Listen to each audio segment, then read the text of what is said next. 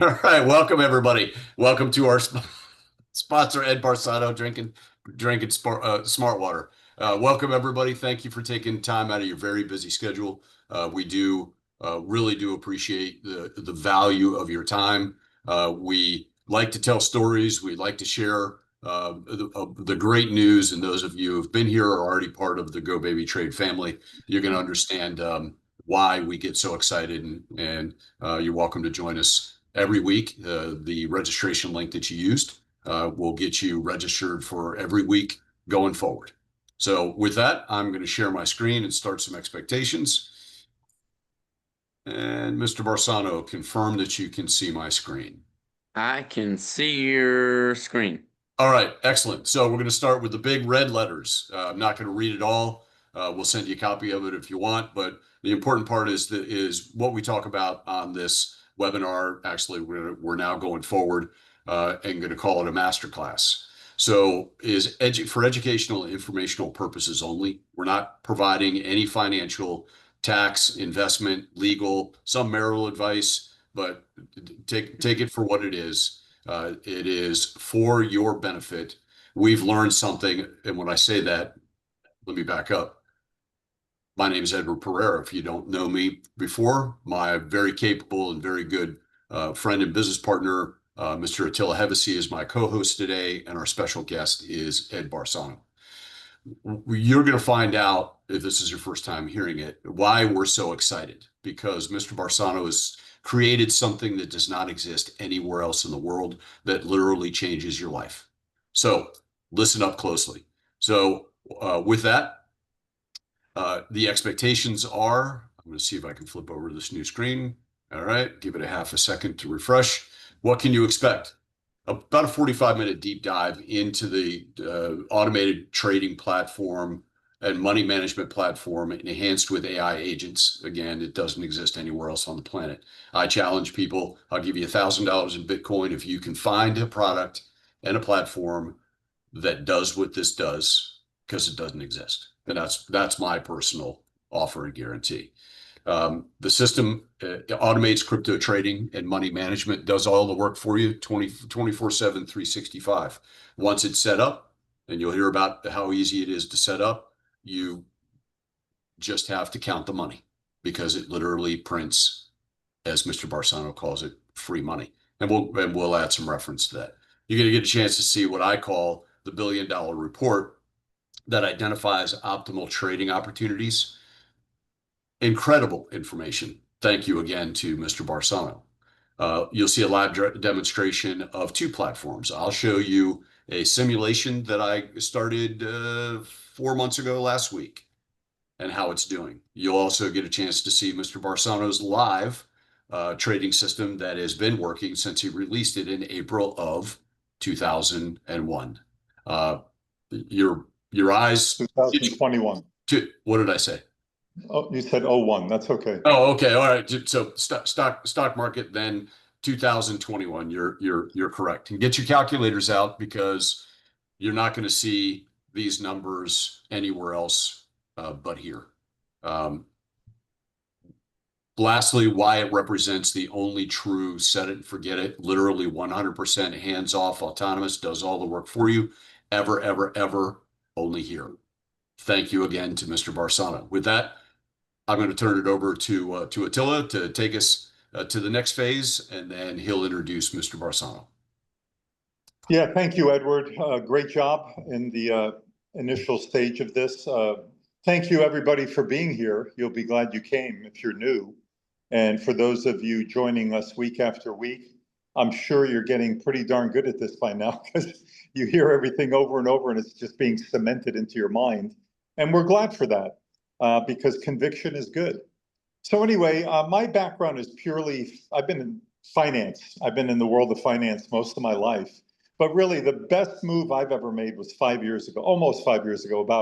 We're about a month and a half shy of 5 years when I decided on purpose to learn everything I could about the digital money revolution. That's blockchain, decentralized finance, crypto, AI, real world assets, et cetera. There's a whole bunch more.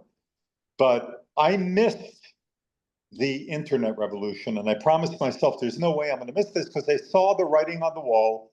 I saw that the train has left the station. There's no turning back.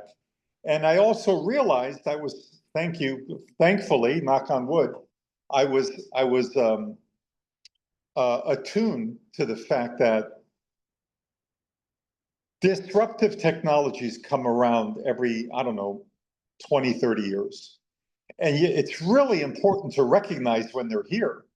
Like, for example, when I was young, I had a home phone, but virtually nobody in the US has a home phone anymore because 30 years ago, the instrument that most of us are on right now, which is the cell phone, came along and it disrupted everything. Same thing years later with Blockbuster.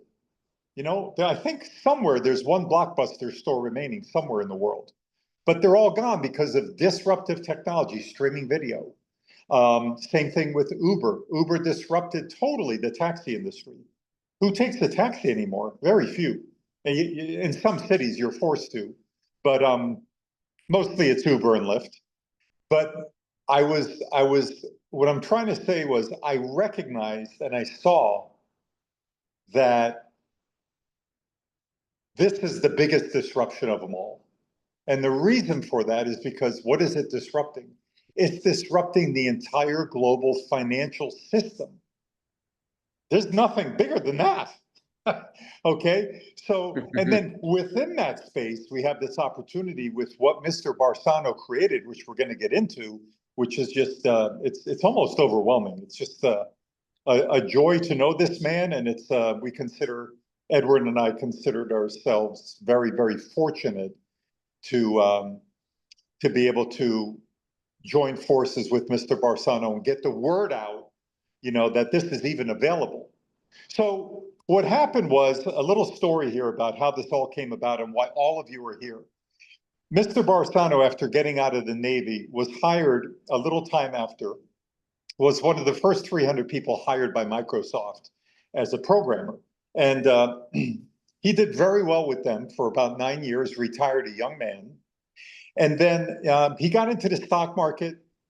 And, that was right when the dot-com bubble was coming up. All the tech companies were hot, and he got creamed in the 2000 stock market crash. Oh, I made a fortune before I got creamed. Yeah, well, you were doing well. You were definitely doing very well. You were a 1%er, or maybe a 1/10 of a 1%er. But fortunately for us, he got creamed in 2020 because what he decided to do at that In 2000. 2000 rather, sorry.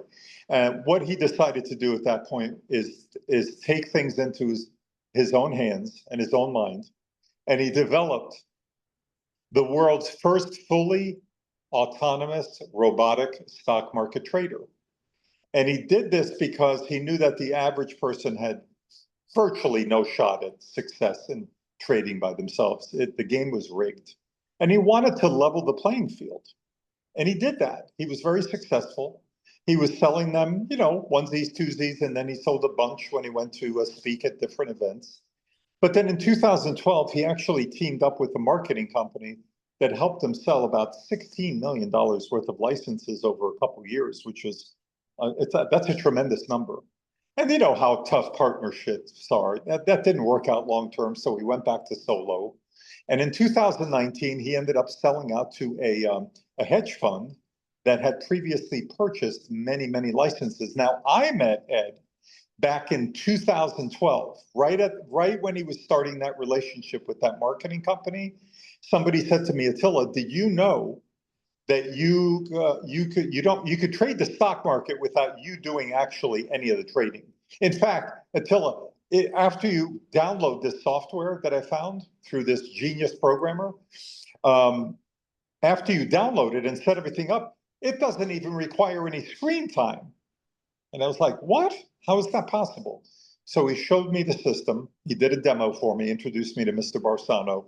I bought that trader, the stock trader, on the spot, used it very successfully. Now, frankly, to be fair, it was cumbersome to download that thing. It took 60 to 90 minutes. But you know what? After that, it turned itself on a half hour before the stock market opened, traded for you all day long, taking profits, buying more stocks at a lower price. And then guess what? At the end of the stock day, 4 o'clock, it shut off automatically. 100% unattended. What does that even mean? That means, again, no screen time. You didn't have to do anything. It didn't require you to do a darn thing except that initial setup. So anyway, let's fast forward now to post 2019 when he sold to that hedge fund. Some of his previous clients that had purchased the license, like I had, were kind of harping on Mr. Barsano to start or develop a trader for crypto. And he kind of blew it off because he was busy. But in 2020, he took it seriously and he decided to launch that. Now, this is where the story takes a little bit of a twist. In March of 2024, I was, doing my thing in crypto. I've got a portfolio and I'm a cash flow guy. I like cash flow. My parents always said cash is king. I believe that's morphed into cash flow is king. And I'm sitting there one day in March of 24 saying, how can I just have my crypto earn more money on itself, earn more crypto on itself? Because I had gotten into some projects that didn't work out so well. So it took me 24 hours and it finally hit me right up here. I said, oh my gosh, I forgot about Ed Barsano. I still have his phone number in my iPhone. And I looked him up, I called him, we spoke for 3 hours. And he said some things to me that were pretty life-changing, I would say. He said, Attila, I had a hunch somewhere along the line he would develop a trader for crypto. And he confirmed that hunch on that phone call. And he said, Attila, as soon as I turn that cryptocurrency robotic trader on, I said, I'm done with the stock market. This is light years ahead of the stock market trader or opportunity. And I said, why is that? And he gave me 4 compelling reasons. Number one was, he said, Attila, if you're going to trade anything and be very successful, you need volatility. There's no asset class with more volatility than crypto at all. That's just a fact. And especially compared to the stock market. And then the second thing was, he said, the stock market trades, this is pretty cool actually when you think about it, stock market trades 5 days a week, 6 hours a day. What about crypto? 24/7, big advantage. And I agreed with him on that one as well. But number 3 and number 4 knocked my socks off, especially number 4. So number 3 was this. He said, Attila, great news. It's not downloadable software anymore. I said, then what is it? He said, it's web-based. I said, what does that mean exactly? He said, I could have you, when you buy the license, I could have you trading live, connected to your Coinbase in less than 10 minutes. I said, let's go. I bought the license on the spot. In about 8 or 9 minutes, I was connected to my Coinbase. I started with just under 10 grand. I was blown away because I remember the old days in 2012.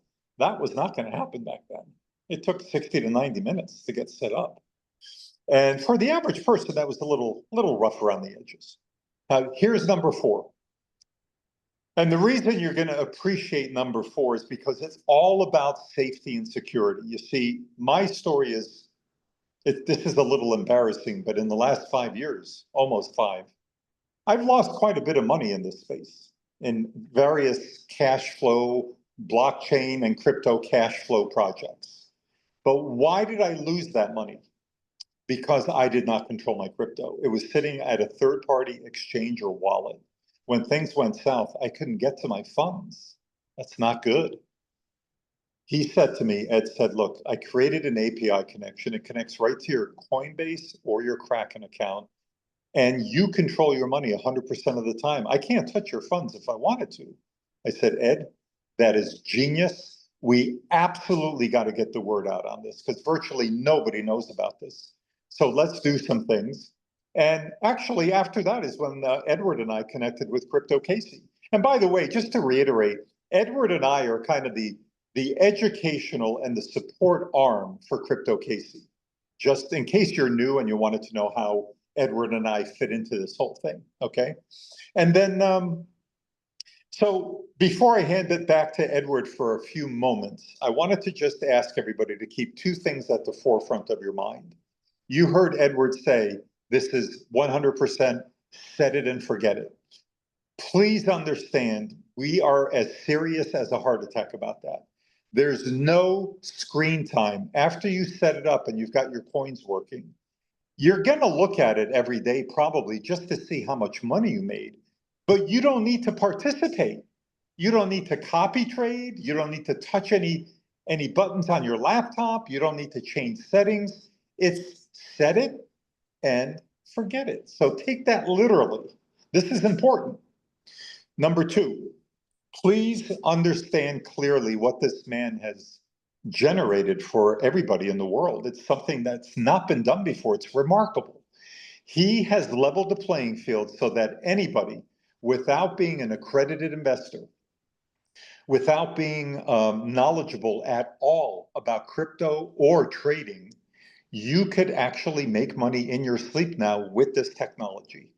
It's mind-boggling. This is not for the wealthy. He created this for the average Tom, Dick, and Harry and Sally, okay, which is a beautiful thing. In fact, he'll be the first one to tell you that he put a $2 million limit on this because he didn't want to design this for Wall Street or the uber wealthy. He wanted it for the masses, and he's done that. So thank you, Ed Barsano, for that and for many other things. But let's do this for a moment before we introduce Ed. Edward has, and I don't know how many days now, you've probably counted it out, but about 4.5 months ago, closer to 5 probably. Nope. Actually, it was 4 months to the day on the last webinar. So just last Wednesday. Okay, so 4 months and a week ago, you made a strategy move in your paper trading account. Can you explain to everybody the big picture of what happened there? You don't have to go into details. Just show them the big picture, because this blew my mind. The numbers are getting crazy. The numbers are just insane. First of all, it took me at least 100 days to research the strategy that I implement. Don't take me seriously. It didn't take me any time when at the beginning, the expectations, when I showed the slide and the $1 billion report, I didn't have to do any studying at all. When you get access to the system, actually, even before you get access to the system, and I'm going to post here in a second, Crypto Casey's discount link, which Mr. Barsano has extended all of us as a team, save you $1,000 on the license, which is mind-boggling in itself. It should be so much more, but through the altruistic nature of Mr. Barsano and wanting to get this into as many hands as possible, you have a great opportunity. So let me show you, and then I will. Where did bear with me a second. Let me figure where I put my. By the way, folks, while you're bringing that up, Ed, I want to make sure everybody understands the trader does not differentiate or know when you're trading live and when you're paper trading. It makes the same moves. So I don't want anybody who's new to look at this and say, yeah, but what would the numbers look like if he was trading live? They would look the same. It's just with paper trading, there's no profits being actually put into the Coinbase or Kraken account because it's a paper trading account. So I wanted to make sure that was clear. Okay, he's got it up. We can see it. There you go. So you'll see when we turn it over to Mr. Barsano, you'll see what I call the $1 billion report. But it's something that he and his team created that takes all the guesswork out. It gives you the opportunity to identify the highest trade counts, the most volatile. We talked about how important volatility is. And it takes Mr. Barsano, you've taken the sport out of making money. So with that, I chose Bonk, Ondo, Pepe, and Whiff not because they're great companies, not because I had to do the 1,000 months of research. I just picked them off the report. I did that because I wanted to see in a simulation what would happen, and it's as Mr. Hevesy said, the platform doesn't know whether it's live trading or not. So if I had this money in, and I'll give you some parameters, it would make me real money. And I started with $100,000, so you can do the math if you want to start with 1,000 or 10,000 or 100,000. This was just as an example, so you can see. So, and because I started with 100,000 doesn't mean that it's going to make more or less profit than if I had $1,000 in there. Percentage wise, it's going to be exactly the same. So all I did was use Mr. Barsano's report. And I kind of wanted to not test his logic, but I wanted to see if I used the tools that he gave me, what it would do. So you have that exact same opportunity to do it. But let me go over some numbers. Right? And I'm not going to go deep dive into the platform because the creator will take you through each one of those. But I'll give you some highlights. So I started with 100,000. This was 4 months and a day ago. So let's just say it's 1 quarter ago. I started with 100,000. The account value is 125,900, almost 126. The second line shows you profits taken today. You can see that right down here, right? At 7:31 and 7:43, it bought a position of WIF and Ondo, and 12:20 and 12:24, it sold them for a profit. I've not looked at this, and you'll find that Mr. Barsano never looks at his trader unless he's helping us with the presentation of the masterclass. Next line down, 30-day profits given or taken. I'm sorry. So this is what it's made autonomously, 100%, set and forget it. I wasn't involved in any of these trades or transactions. It just, once it's set up, you push go and it prints money for the rest of your life. Total profits taken. This is in that 4 months and a week, $36,142 by itself. Mercy. Oh, by the way, most of that time, a down market of 30 to 50% down. And you'll hear more about that when we talk about the larger picture that Mr. Barsano will present as he's been. At that same time, I changed, and I won't go into it, but there's a manage profits, and we'll explain how you can manage your profits to articulate and take advantage of what Mr. Hevesy talked about in cash flow. You can either save all your profits, you can roll all your profits back in, or by percentage, you can shake it up and customize it to save or not save. When I say roll your profits back in, it's like compounding, which you want to do in a positive market, not a negative market, right? So we'll talk a little bit more about that. But at this about a month ago, a little bit over a month ago, I turned it to the system comes defaulted to save 100% of your profits. When I lit this simulator up, I took it down to 0. I didn't want it to save any. I wanted to gain inventory, and the inventory is a big word, so pay attention to that when you hear it again. But actually a little bit over a month ago, I switched it over to save 100%. So in less than 5 weeks, it's saved. Now, granted, that 11,000 is in the 36, but you can see how quickly the profits add up. So I'm going to caution you, and we'll talk about this, and you'll know why when we reference it. This system comes fully baked, ready to go. Strategies, been proven over 25 years. You'll get all those details, but I'm going to say this because I want it to resonate. Don't change the default strategy that comes with the system, because it just works. If you think you can outthink almost 3 million lines of code, 50 years of programming experience, and 25 years of clean trading data, be my guest. But you won't outsmart Mr. Barsano. Edward, let Yes, me just say this. That's a very, very good statement. But the way I like to word it is, he's had 25 years of experience to optimize the settings. Everything that could possibly be optimized and made to be the quintessential setting for you to make profits is there already. So why screw with it? Now, if you're trading with an inordinate amount of money, like over a couple $100,000, and you just want to make sure there's nothing else you could do with a higher amount of money, you could always send an email to support@GoBabyTrade.com and just double check with corporate. But what I'm saying is it's all optimized already. This, again, it's set it and forget it. We keep saying it. With that, I mean, so we'll talk Okay. about, you see all of the rest of the screen. Super simple. Once you understand how it's laid out, it is the most brilliant, easy, simple process and management system to understand. With that, I'm going to turn it back over Awesome. to Mr. Hevesy to introduce Ed Barsano. Thank you, Edward, for that. That's an unbelievable result there. Okay, I want to introduce Ed Barsano, the main man, the man of the hour. And Ed, I do have some questions, some of the most common questions that people have out there. But sometimes you have, after Edward and I speak, you have some things you want to share, some comments. Do you have any Oh comments yeah, I today? wrote a whole bunch of stuff in my Apple 101. And your Apple iPad 101. May I interrupt you for just 1 second? I forgot a little housekeeping.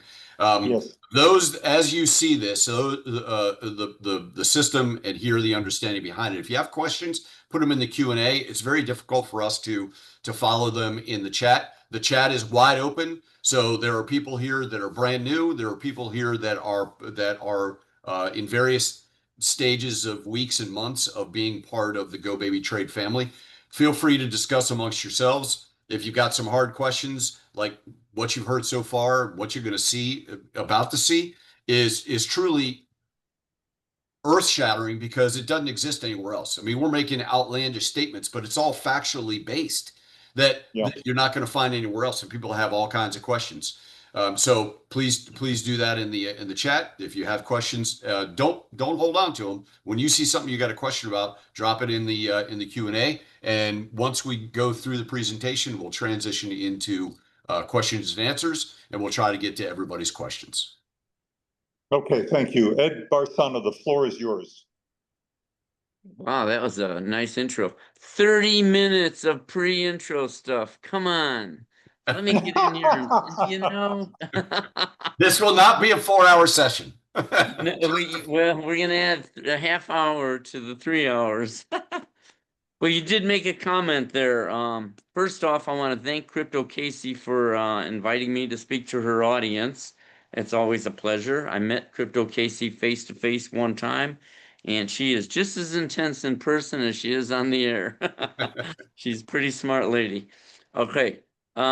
You said what is it disrupting? And you said the financial industry. And you know what I feel like it's disrupting more? It's disrupting the wealthy.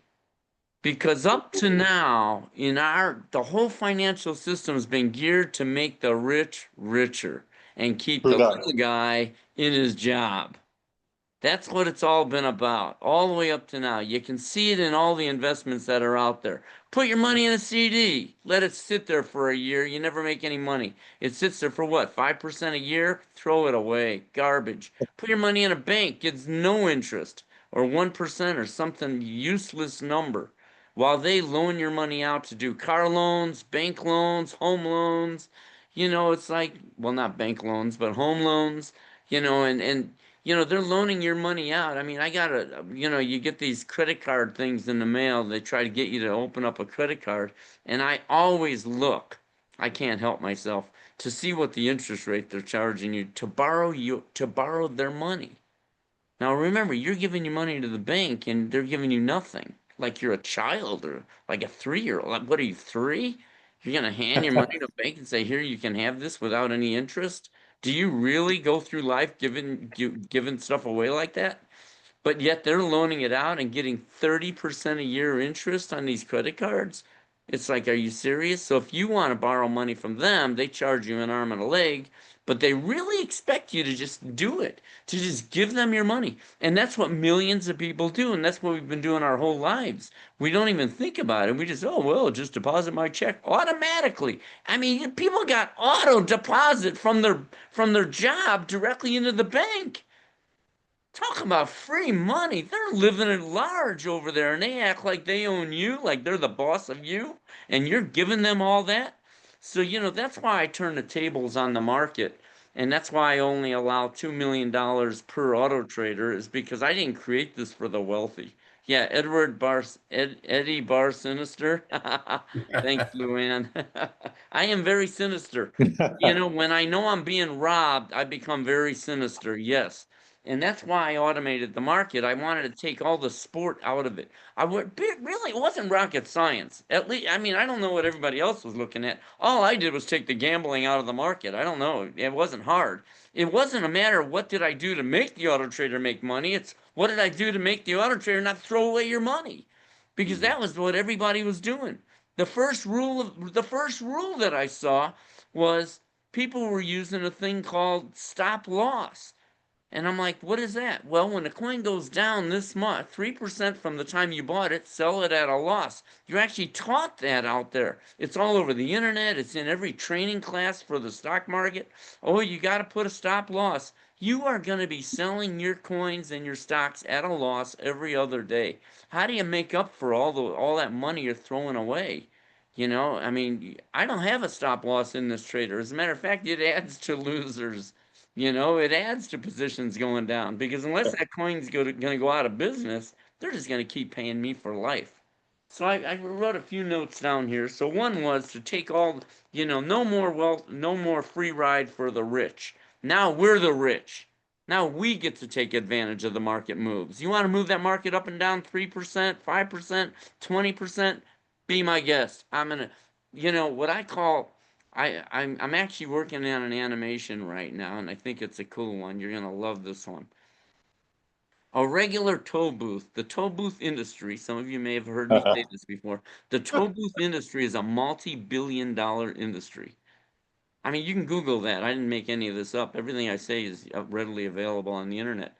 But the regular toll booth industry in this country is a multi-billion-dollar a year industry. And what do they take? $1 when you go through there, $1.50, 35 cents? It's different all over, 50 cents, you know, and it all adds up to billions of dollars. You know, the difference between a GoBabyTrade toll booth is a regular toll booth sits there and waits for the cars to come to it.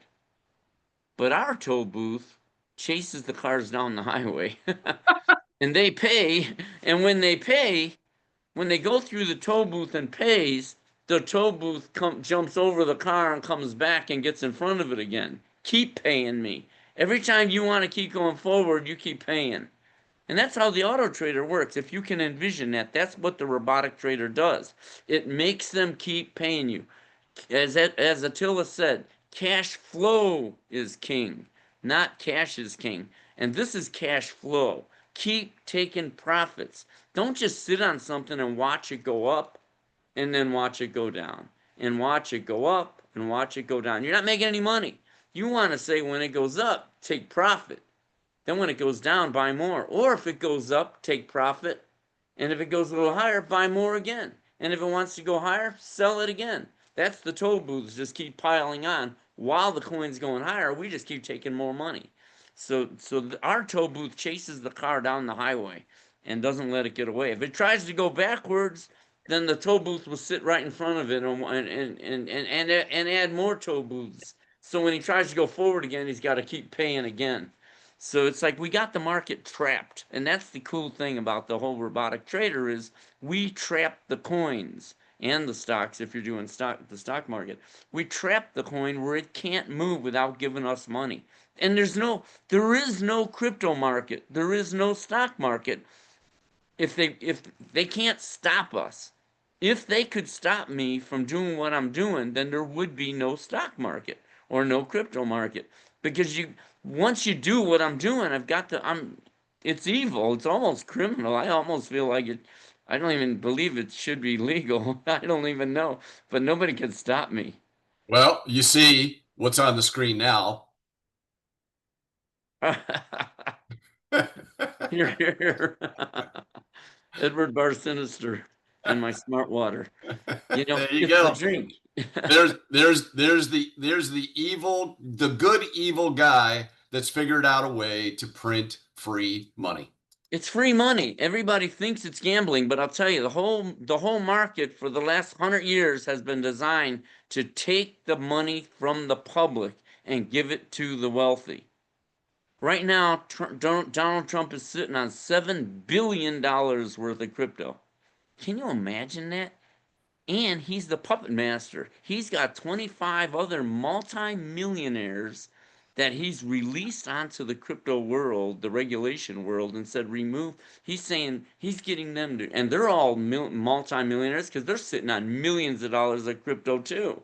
And they're going to remove all the regulations that are holding this crypto market back for the last 9 years. And so his 7 billion is going to turn into 70 billion. And the beauty is we're not being left behind. We are going to be right there every step of the way. They want to go higher.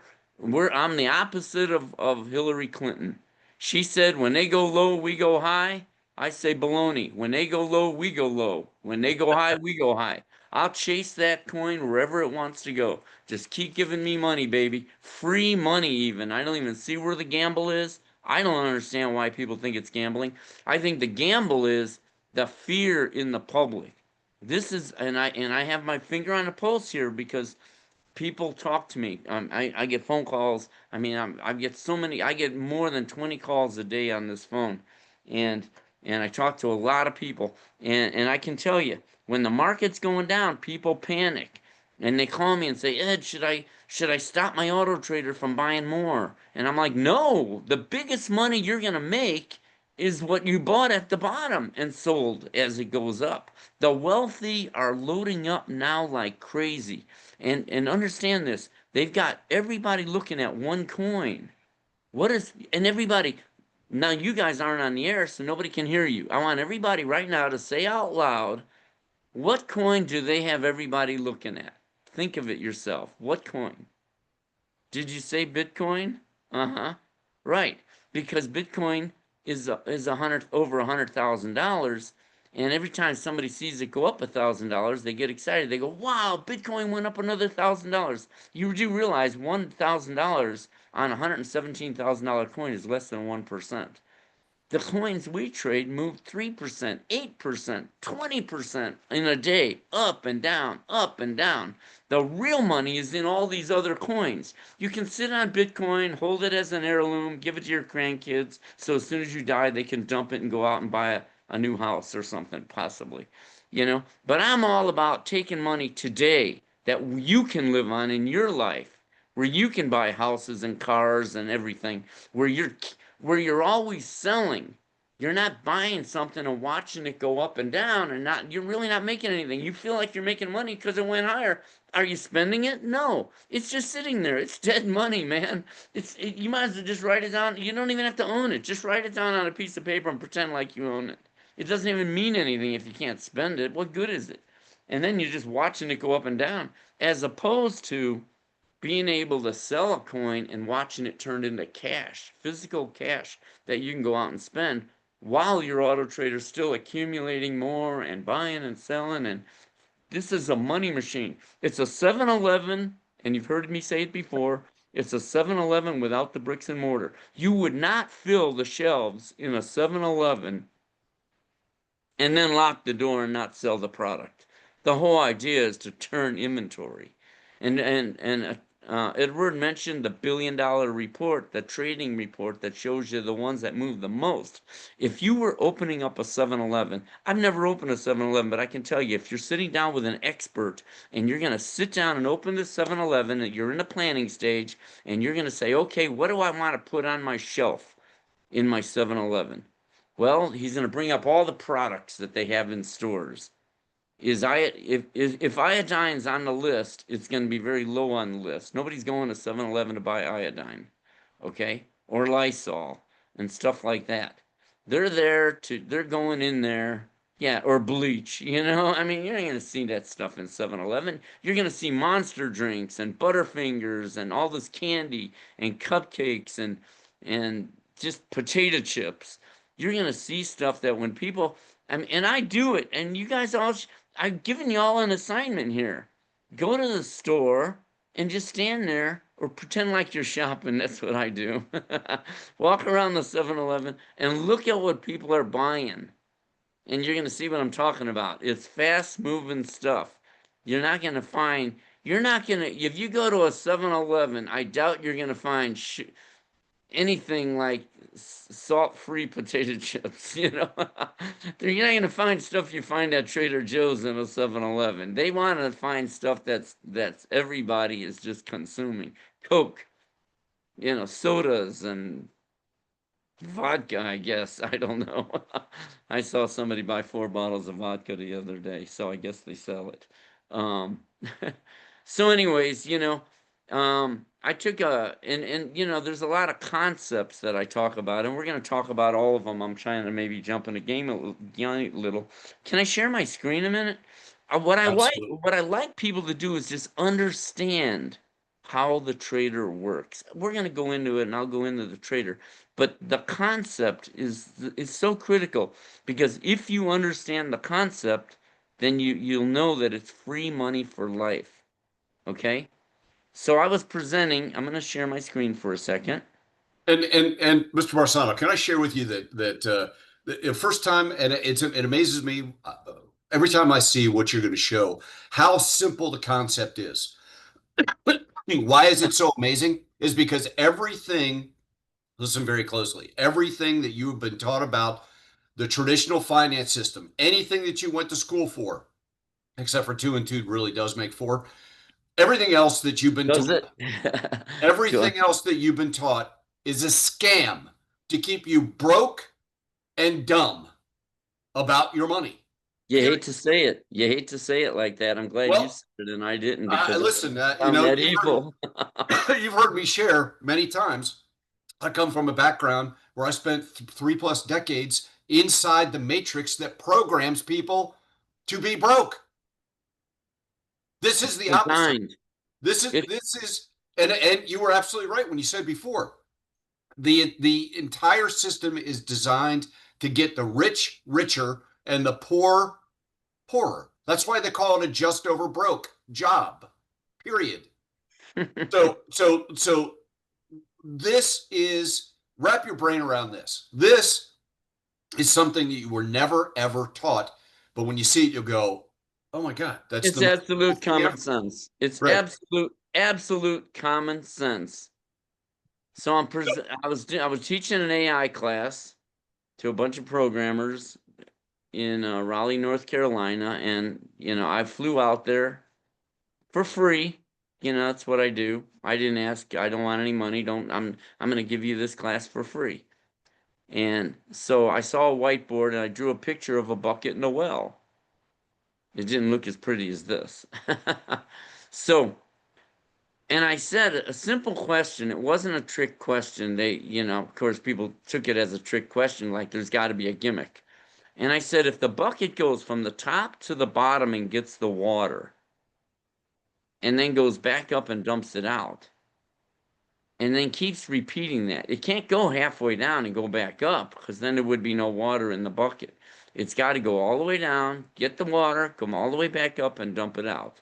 And it repeats that for the rest of your life. How much water can the well pump? I asked this to 80 people in the room. And of course, the first question was, how big's the bucket? And I said, really, it doesn't even matter. That if it just keeps doing it forever, how much water will it pump? And then they started throwing out numbers. 1,000,000 gallons, 1,000,000,000 gallons, 1,000,000,000,000 gallons.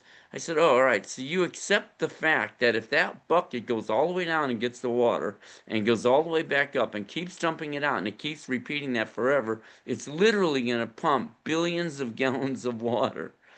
They say yes. So I said, all right, now let's look at the crypto market.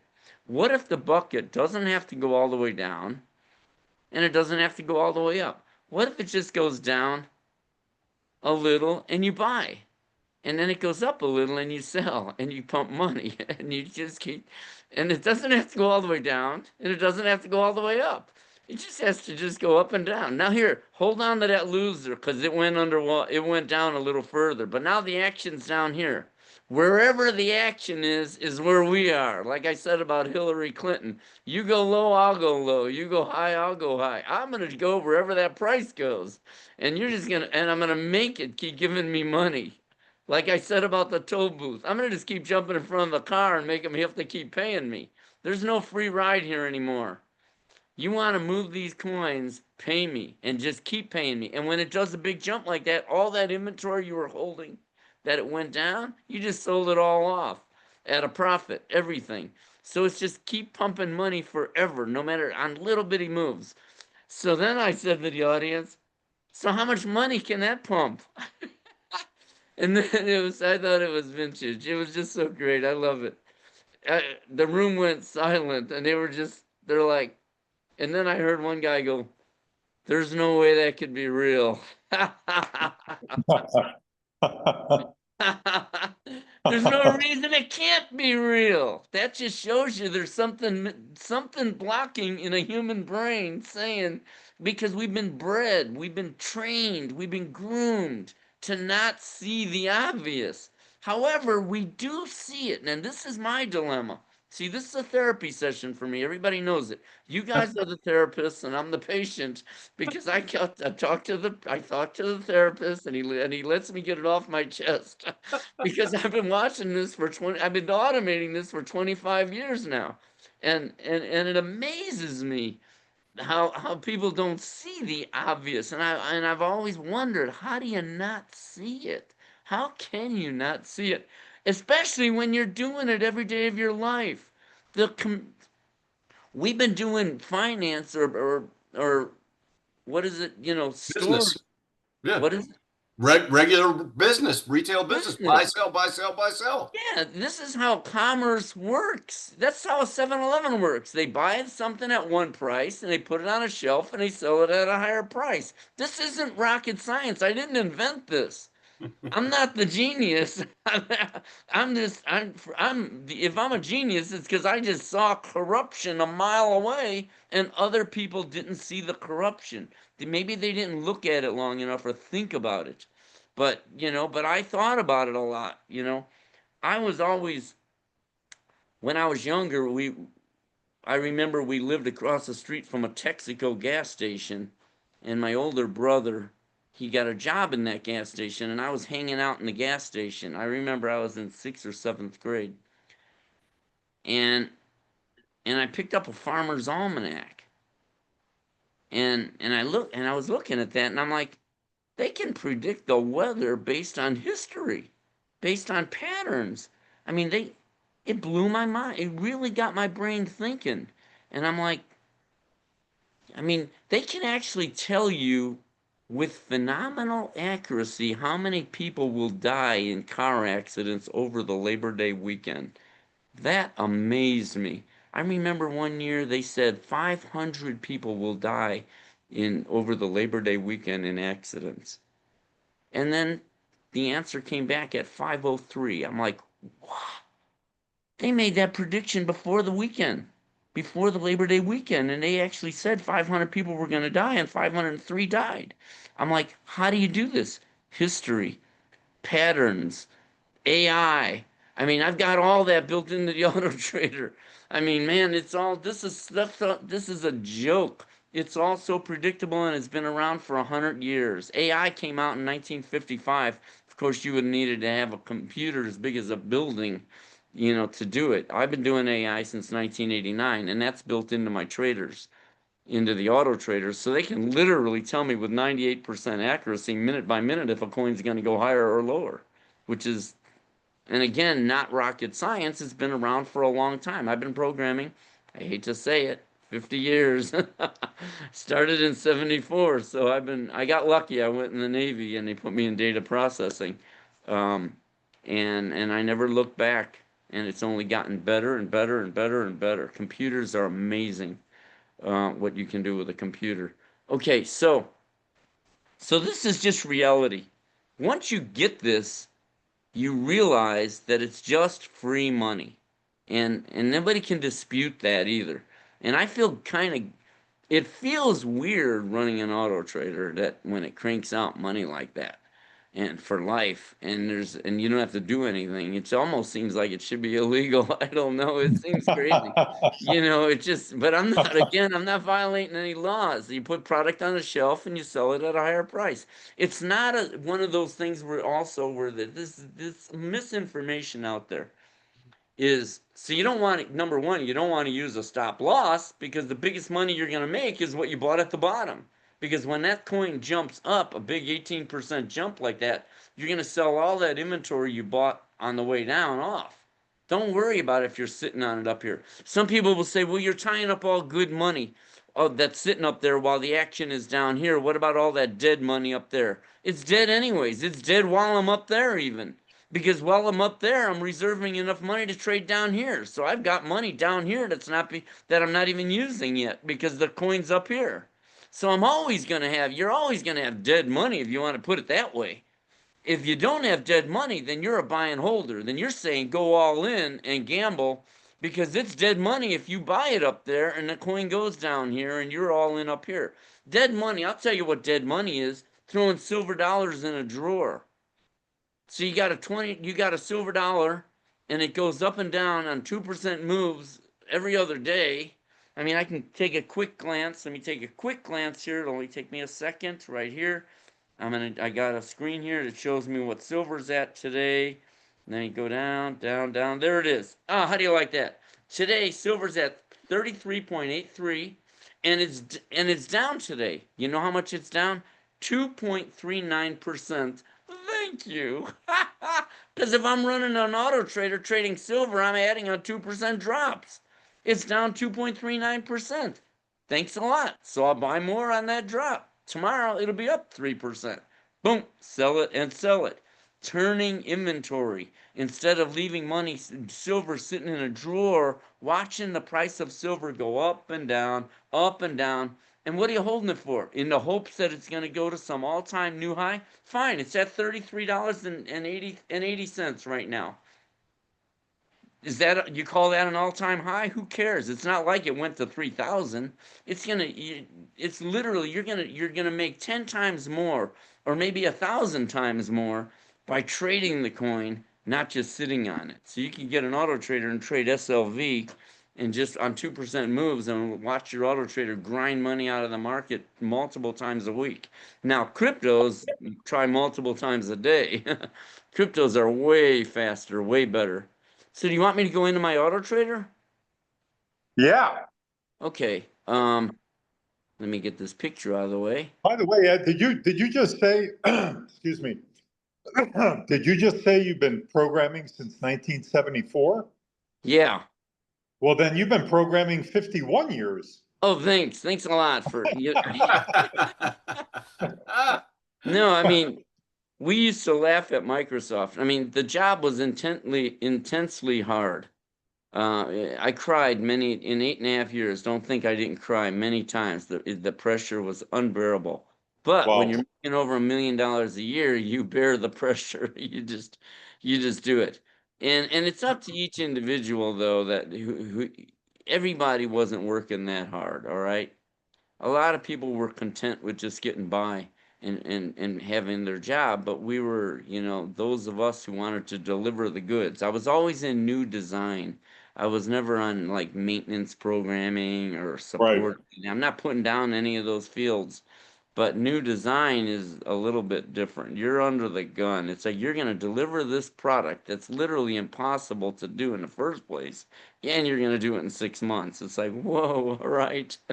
And you got 12 people on your development team, and good luck, start programming. You'd be working around the clock. But, that's what's in our nature, everybody works differently, I like Mr. pressure. Barsano, let me give you a quote, and you're going to tell me who said it. It's not that I'm so smart. It's just that I stay with the problem longer. Oh yeah, probably me, right? Who said it? John? You and Einstein. Oh, all right. Yeah, that's right. That's one of the things that, when people look at the stuff I'm doing and go, oh, wow, it's genius and oh, it's so wonderful. If you did something for 25 straight years, you'd be a master at it too. It's not like, I'm a pathetic programmer. This took me 25 years, and I'm still going. But, I had to unlearn all the misinformation, and that's the hardest part. That's the hardest thing you can do. Machiavelli said it best. He said, deploy something on the order of deploying a new system is like near impossible. I can't remember the exact phrase, but what he was saying is the old system has the support of the multitudes, and the new system has mere lukewarm support of a few. That's what Machiavelli said in 1513, by the way. So it's not like, and so when you're deploying something new, everybody's against you because millions of people are brainwashed into thinking the market's risky and gambling and you're going to lose it all. And you're getting pressure from all your friends and family, and everybody's telling you, get down, he's wrong, he's crazy, you're going to lose all your money. So it's just like the crypto market is what's happening right now. The whales, the wealthy, are sitting on billions of dollars of crypto. Regular rich people. Tom Brady was a perfect example. When FTX went under in the Bahamas, he lost, like, I think either 30 million or 50 million. I mean, he was on the congressional hearings on TV when that foreign exchange went under. Now, if the foreign exchange goes under and takes your money, nobody cares.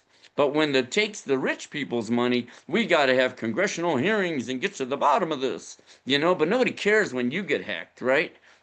Welcome to the real world. So we're on our own. I'm taking back this market. No more free ride for the wealthy. No more peace for me, Ma. You heard that on who Peggy Sue got married, right? At some point, you got to step up and say, I've had enough. I've had enough. I've seen enough corruption. I see what's going on. I see everybody's getting robbed in the market. It's criminal the way they're trading the market. It's criminal the way all those other auto traders and systems that are out there they have they're all this misinformation and lies and scams. And they're all wrong about the way they're trading, and they're just gambling. I saw one the other day that said you can pick up to 50 strategies if you buy our system. 50 strategies? You know how many strategies I have that make money? One. I know how to grind money out of the market. That's it. There aren't 50 strategies. It's like they're all gambling, and they want you to create your own strategy, and so that when you lose money you can blame yourself. Attila hit the nail on the head. Don't change the strategy. It's already built in. It's been fine-tuned over the years, and I've slowly taken out all the misinformation because my original traders had 10 screens of things you could do.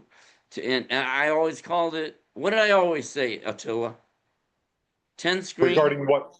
10 screens of what? To blow yourself up. 10 screens of ways to blow yourself up is what I used to say. Because people did. People were changing stuff all over the place. Sometimes I'd look at some of the indicators they would change, and I'd say, why would he change that? Why would he ever touch? Especially if it was a custom indicator that I created, and he can't even possibly know what that indicator does, but then go in there and to change the values of the indicator. I'm like, that blew my mind. Why would you change stuff you don't know anything about? And you have to understand if you're going to start changing stuff, understand what it affects. Like, you can't just go to your car and just start turning the screws on the carburetor. You're going to mess up the fuel to oxygen mixture. You just can't do that. You're going to mess it up. You don't just go in there and start changing numbers for the heck of it. That's why I came out of the gate with the warning. Oh yeah, right. Don't touch it. Don't touch it.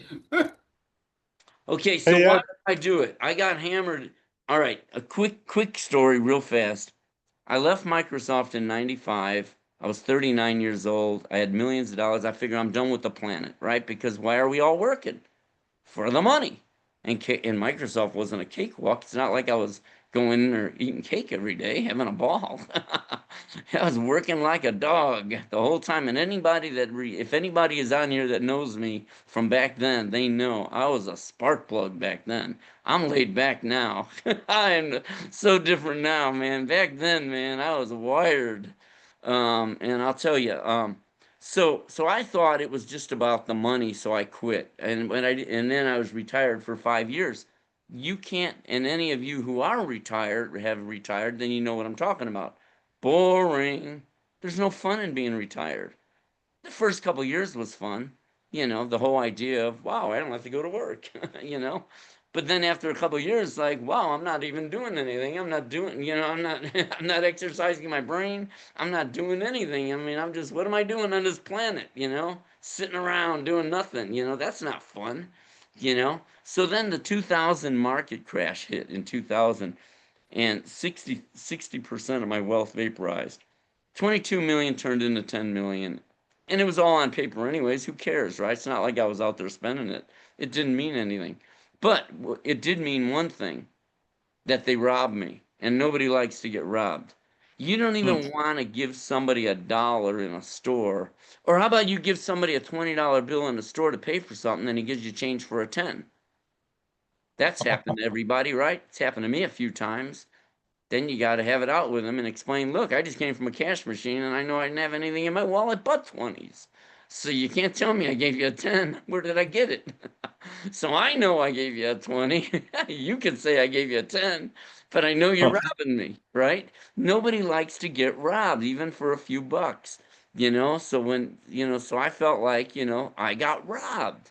And I said, well, you know what? You picked on the wrong guy. I'm gonna hurt you for that. I didn't know who you was, but I said I'm gonna automate the market because I could see it was just numbers going up and down. And with proper money management and proper risk management, I can just grind money out of that market forever, and there's nothing they can do to stop me. I'll never run out of money. No matter where the coin goes, I'll never run out of money. No matter even if it drops 90%. Be my guest. Go there. Here's a perfect example. Alchemy Pay, ACH. I started trading that one at 12 cents a share. It's sitting at 2.1 cents. You think, wow, he got killed. That's over a 90% drop, right? I've taken $329,000 of profit on that coin, just on the wiggles. So even though the coin was going lower, see why I like the smart water bottles is because they're nice, long, tall bottles, and I could use it for a prop. If I bought it up here, and it heads all the way down 90%, while it was going down, it wasn't just going straight down. It was wiggling. It's like Attila, you pointed out last week. I thought it was funny. You said, look, Ed, you took $945,000 of profit. If you add up closed positions over here, all the way on this side here, you can see this is what it had. That's the 945,000 of profits. It's right there if you add those up.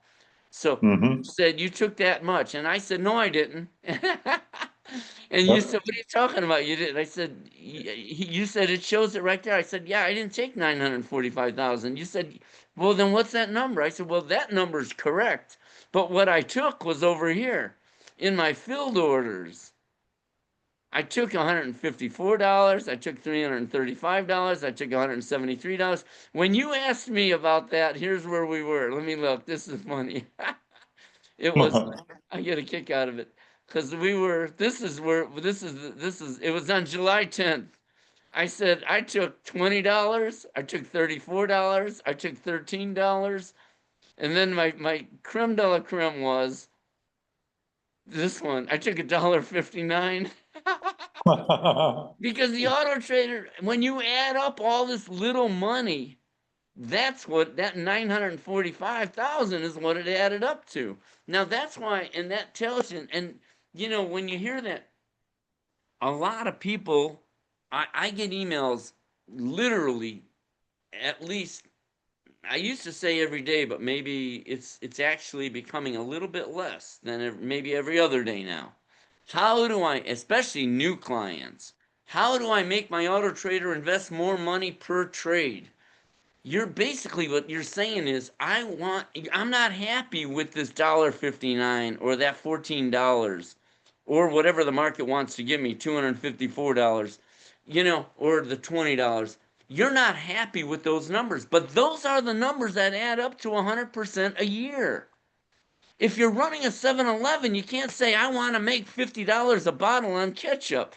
There's no way. Nobody's going to buy your ketchup at $50 a bottle. You have to, they make 8 cents a bottle. They sell it for $4. Do you want to make more money? Sell more ketchup then, sell more bottles, or throw more money into the market and just to invest more. A guy with $1 million gets 100% a year, right? And a guy with $1,000 also gets 100% a year. They're getting the same trades. The difference is the guy with $1 million is putting more money into that trade. But he's putting more money in because he has the money to put in. The auto trader is not going to take your $1,000 and throw it all into one trade, because that's what you're asking for when you say I want to make more. If you know 100% of $1,000 is $1,000. It is what it is. You can't make the market give you a bigger percentage return. You can't. The percent return is going to stay the same, whether you have $1 million or $100. 100% is 100%. If you want it to make more, then you just got to put more money in or reduce the number of symbols that you're trading, because if you trade with 5 coins, you're putting 20% of your money in each coin, instead of, if you were trading with 1 coin, 100% of your money into that 1 coin. So if you want to put more money into a coin, you got to take it away from somewhere else. The answer is not, don't just put all your money into the market at one time. Don't change the way the auto trader trades. The auto trader has to break up your money and trade in smaller lot sizes so that it has enough money to trade all the way to the bottom, no matter where the coin goes. As long as it keeps wiggling, they're just going to keep pumping out money for the rest of your life. I don't even care where ACH goes. I love the fact that ACH is sitting at 2 cents. I loved it at 12 cents. I really love it at 2 cents. Now it's down here doing this. Buy, sell, buy, sell, buy, sell, buy, sell. It didn't matter whether it was up here doing that, buy, sell, buy, sell, buy, sell, or down here doing it. I'm making the same amount of money per trade down here as I was when it was up here. It doesn't matter where the price goes. Hey, Ed, The beauty. could you do me, everybody a favor? And a lot of questions come up when you start talking about the trader. One of the questions that always comes up, somebody asks, okay, they're seeing the profit in almost, I think, April. You lit this up April of 21. So that's a little over that's 4.5 years ago almost. Okay. Yeah. What did you start that account with?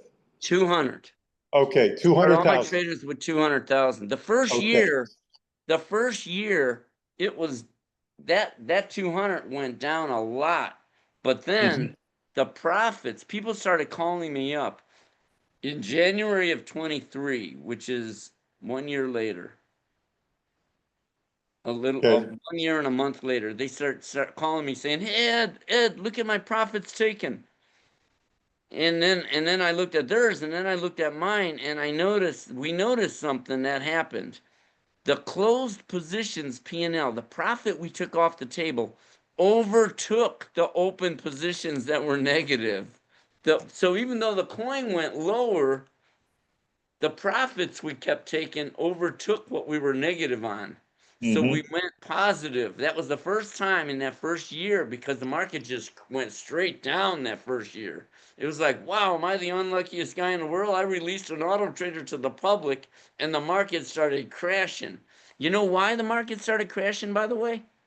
Because the wealthy saw what was happening from April of 21 to October of 21. They saw a beautiful crypto market. They saw little guys. They saw all of regular people making a fortune in the cryptos. That's when they made the decision. I can tell you, I wasn't in on the big meeting.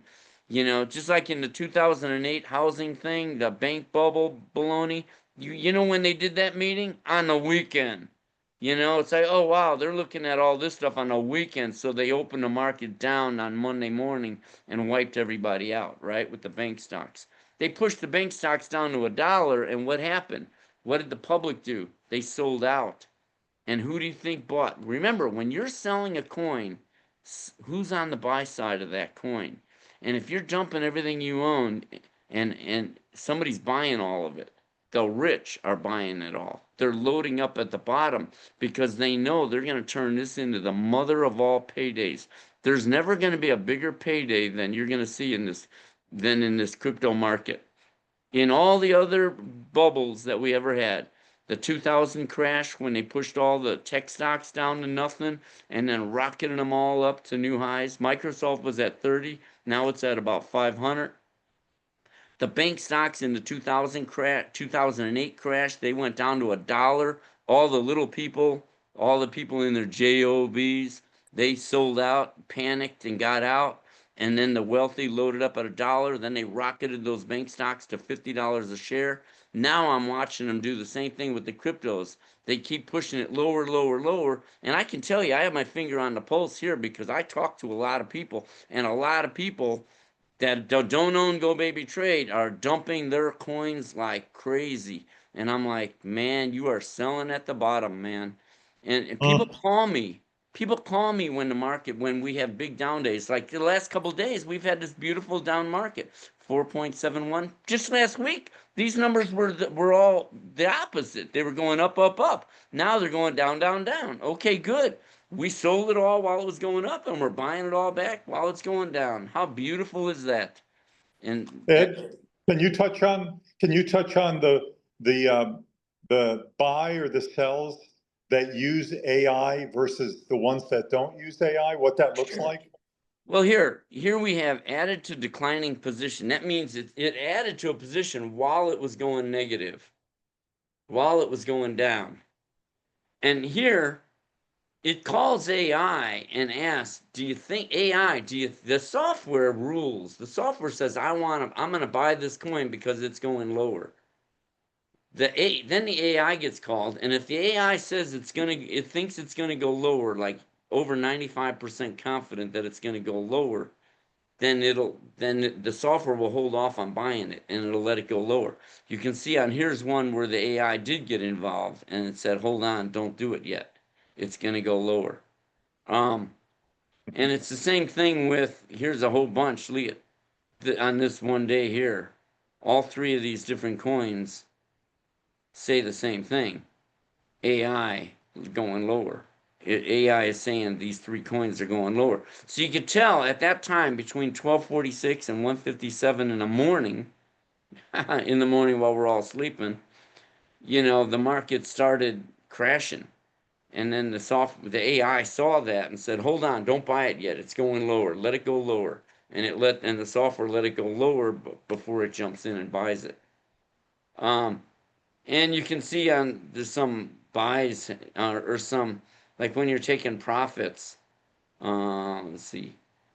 It's the same way on the profit side. Like right here, it said, I want to take that profit. And so it said, hold on, don't take the profit yet because the price is going to go higher. The AI said it's going to go higher.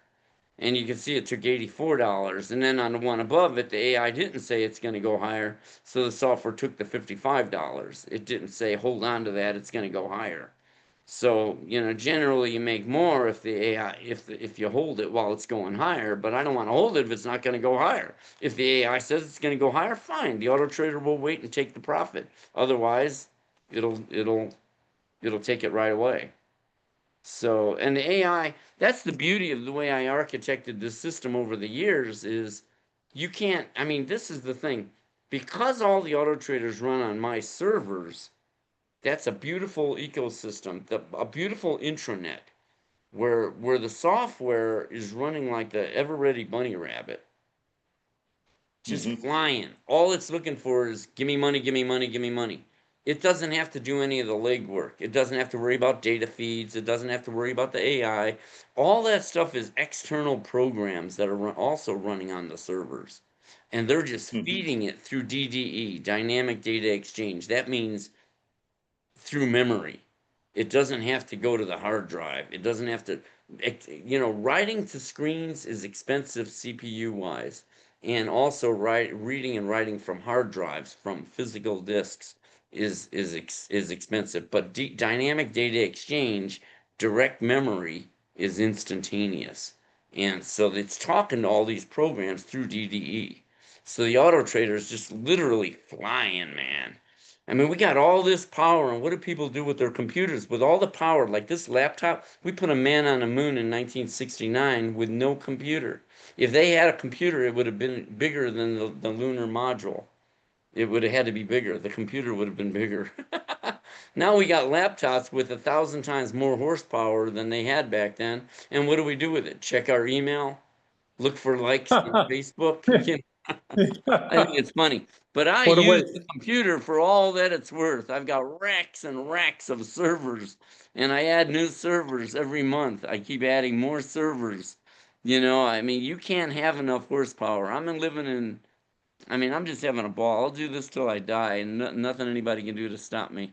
I'm not Hey, Ed, violating any laws. Some people feel like when you sell something that there's always a loser, a winner and a loser on a trade, and that's not true. That too is not true. Because if say I want a loaf of bread and I want the bread. If I go to the store to buy the bread, it's because I want the bread. I'm winning. I want the bread. I'm benefiting because I went there to buy the bread. Now the store is selling me the bread. They're also winning because they bought the bread at a lower price and they're selling it at a higher price. So it's the same way. I got an incoming call here from Microsoft Teams. I can't answer that now. All right. Boy, that was distracting. So what was I talking about? When somebody, if everybody, and some people ask that question, well, what if everybody was using this auto trader in the world?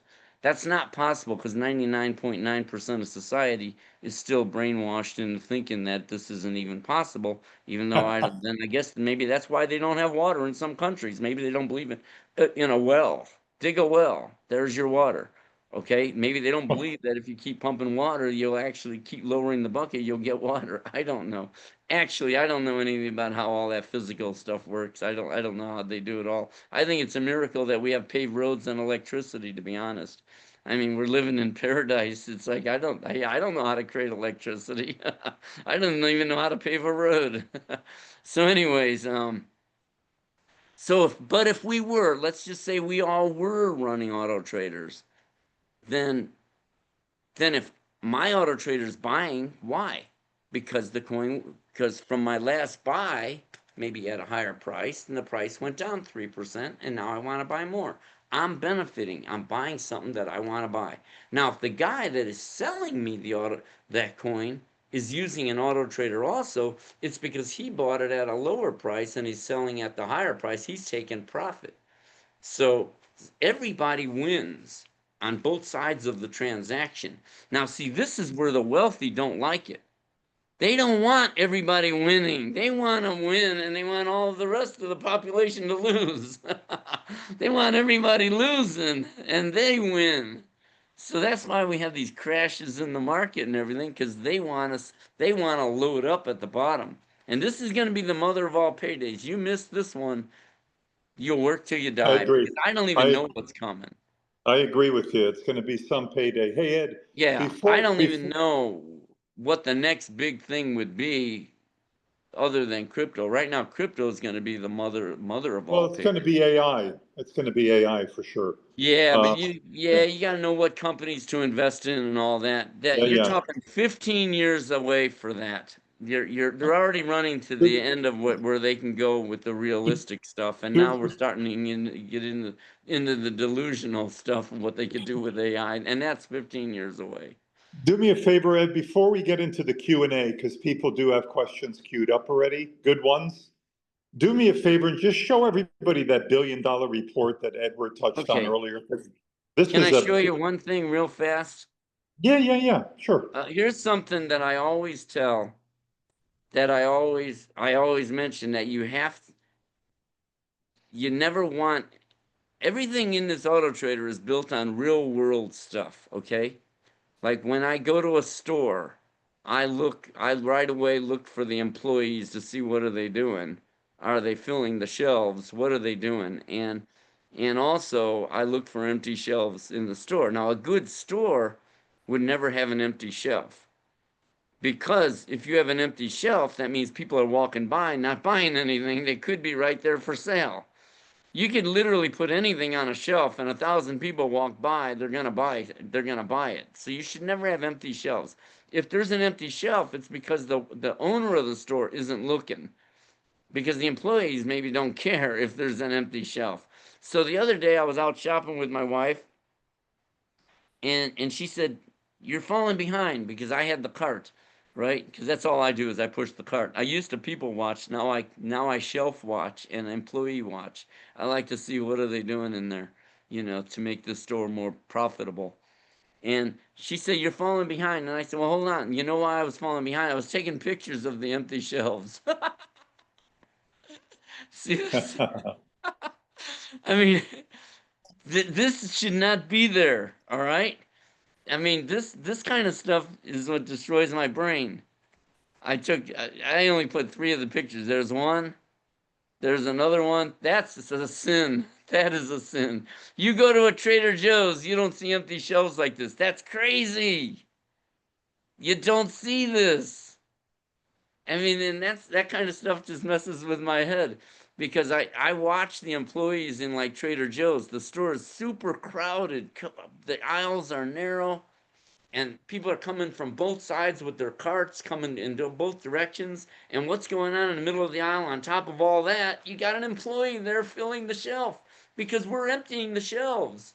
I mean, the other day I bought 10 cans of oysters, and right in front of the guy that was actually getting ready to put the tuna fish and stuff. He was getting ready to fill the shelf, and I only left 2 cans of oysters on the shelf. So the shelf can only hold so much. If they're gonna sell 100 of whatever, like these boxes up here, there's not enough room for 100 boxes in there to put there for a day. They've got to, so that means when they've sold what's on there, they gotta fill it again right away. Otherwise, hundreds of customers walk by and don't buy it. People that maybe normally would buy it.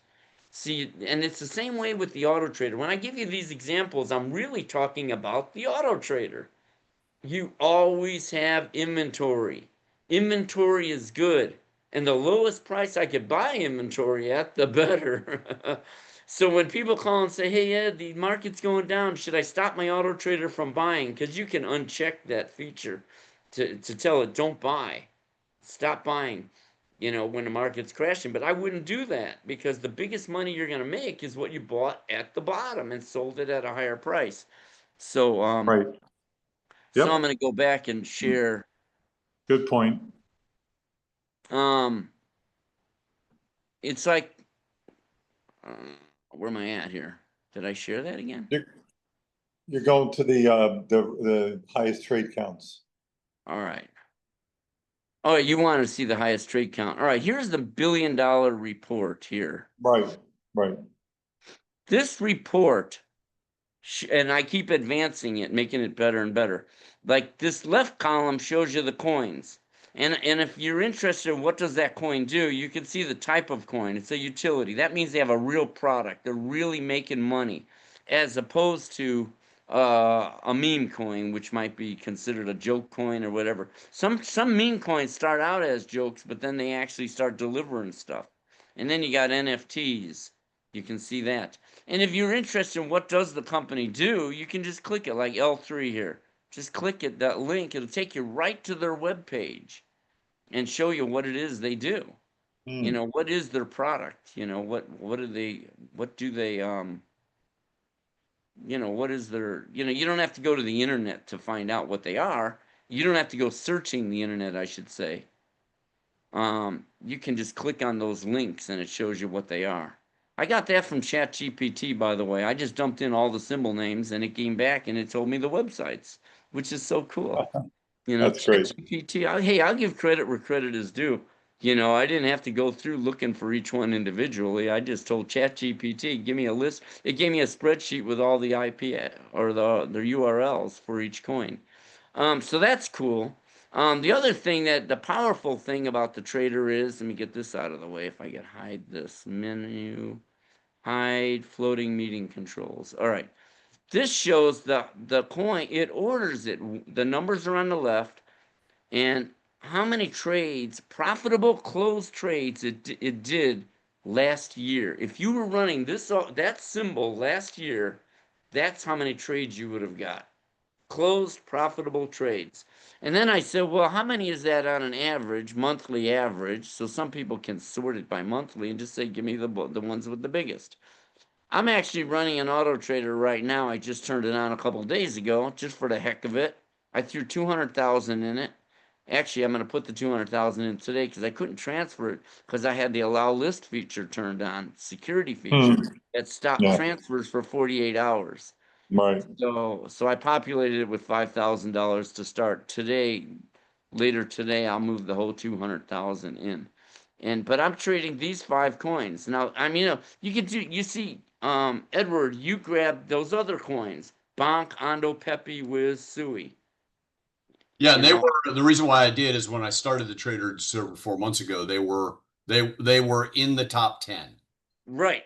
And now I didn't grab the top 10 based on the number of trades. I based it on the monthly average. I said, just give me those. So that's number 2 in the top 10. He's number 1, he's number 8, he's number 4, and he's number 7.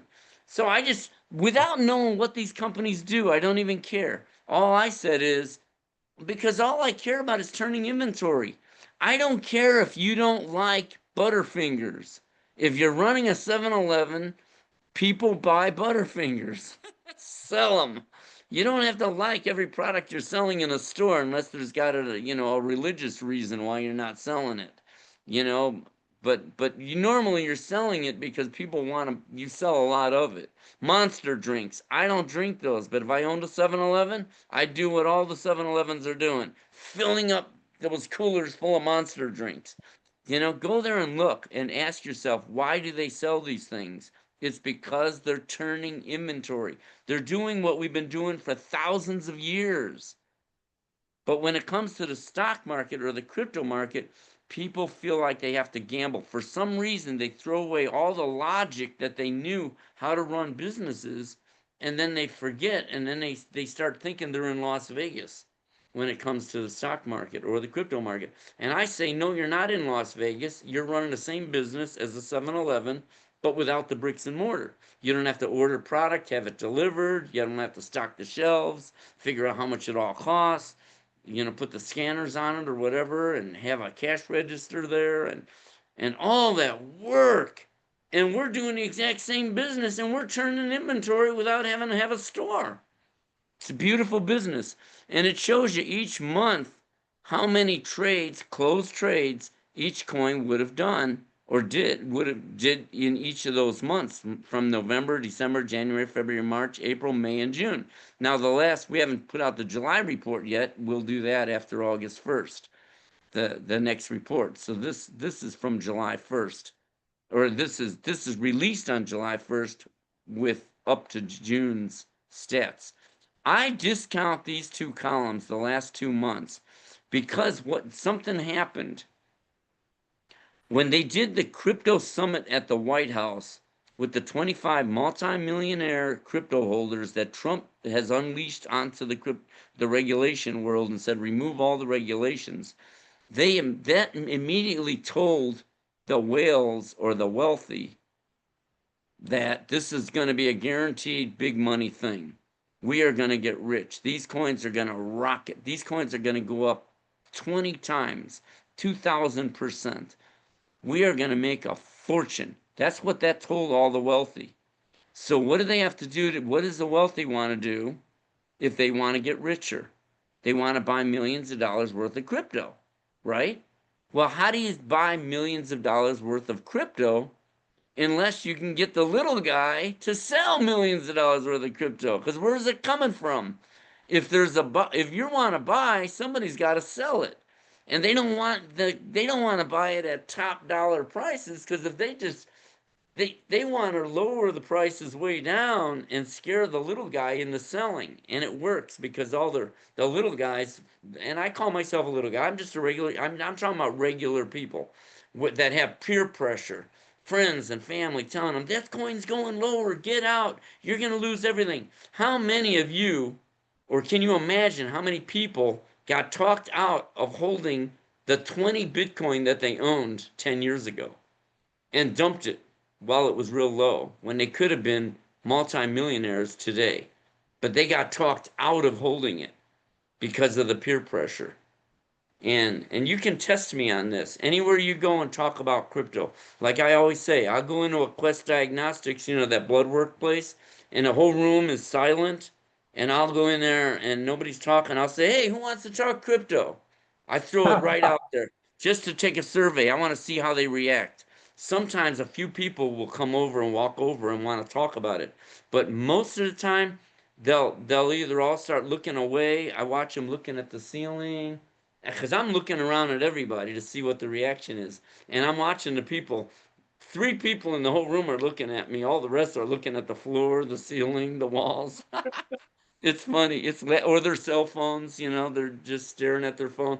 Oh my God, did he say that dirty word? Did he mention crypto? That crooked thing? And I'm like, oh my God, they're out of it, man. They're out of touch. And it just tells me that the whales got everybody right where they want them. It's a beautiful thing. And I used to feel bad about it, but I'm like, you know what? I'm going to get richer beyond belief. And these poor people, I feel bad for them. They're missing the boat. They're taught to run from crypto. Sometimes when I say it, because I do it a lot, everybody will just bust up laughing, and I'll laugh right along with them. Yeah, that's funny, isn't it? Man, you are gone, man. You are gone. Yeah. You are Hey, Hey, Ed. unbuffable. Hey, Ed, can you, So, but I didn't finish my story here. The reason oh, for it. Let me just finish.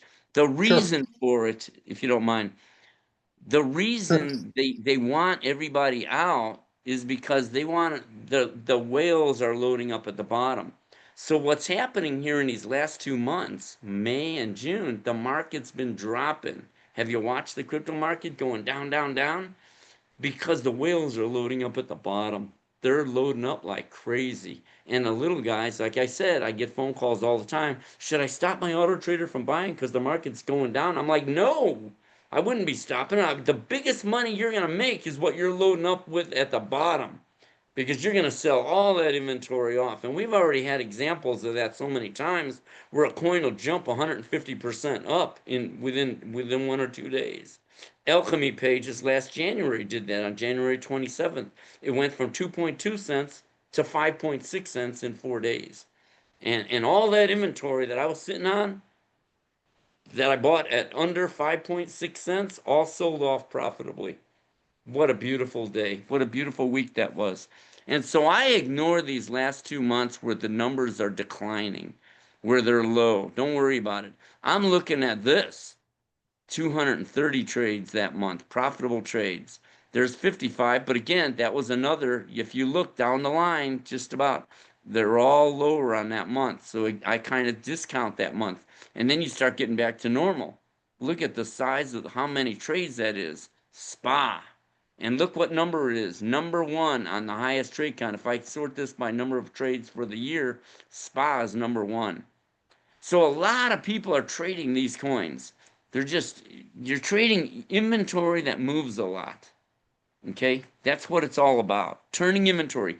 As opposed to go to the bottom of the report. Do you really want to trade a coin that gives you 0 trades in a month, or 1 trade, or 4 trades, or 5 trades, or 13 trades, or 10 trades, 7 trades? This is all garbage coins. Garbage. And the internet or the crypto market's full of a lot of garbage coins. We trade the top movers, the stuff that, look at the number of trades in a year. 42 trades, 170 trades, 218 trades in a year versus 1,800 trades, 1,400 trades. This is where the money is. You want to trade things that move a lot. All right, so, Attila. so Ed, bear with me a Yes. second. May I compliment everybody that's here? That Based on sticks what around for 3 hours. well, no. Yeah, actually, we're running ahead of pace, but I want to compliment based on what you're explaining. The people that are here, new, old, don't mean old in age, but those that have been with us for a while that have joined the GoBabyTrade family. Do you know you're in the huge minority?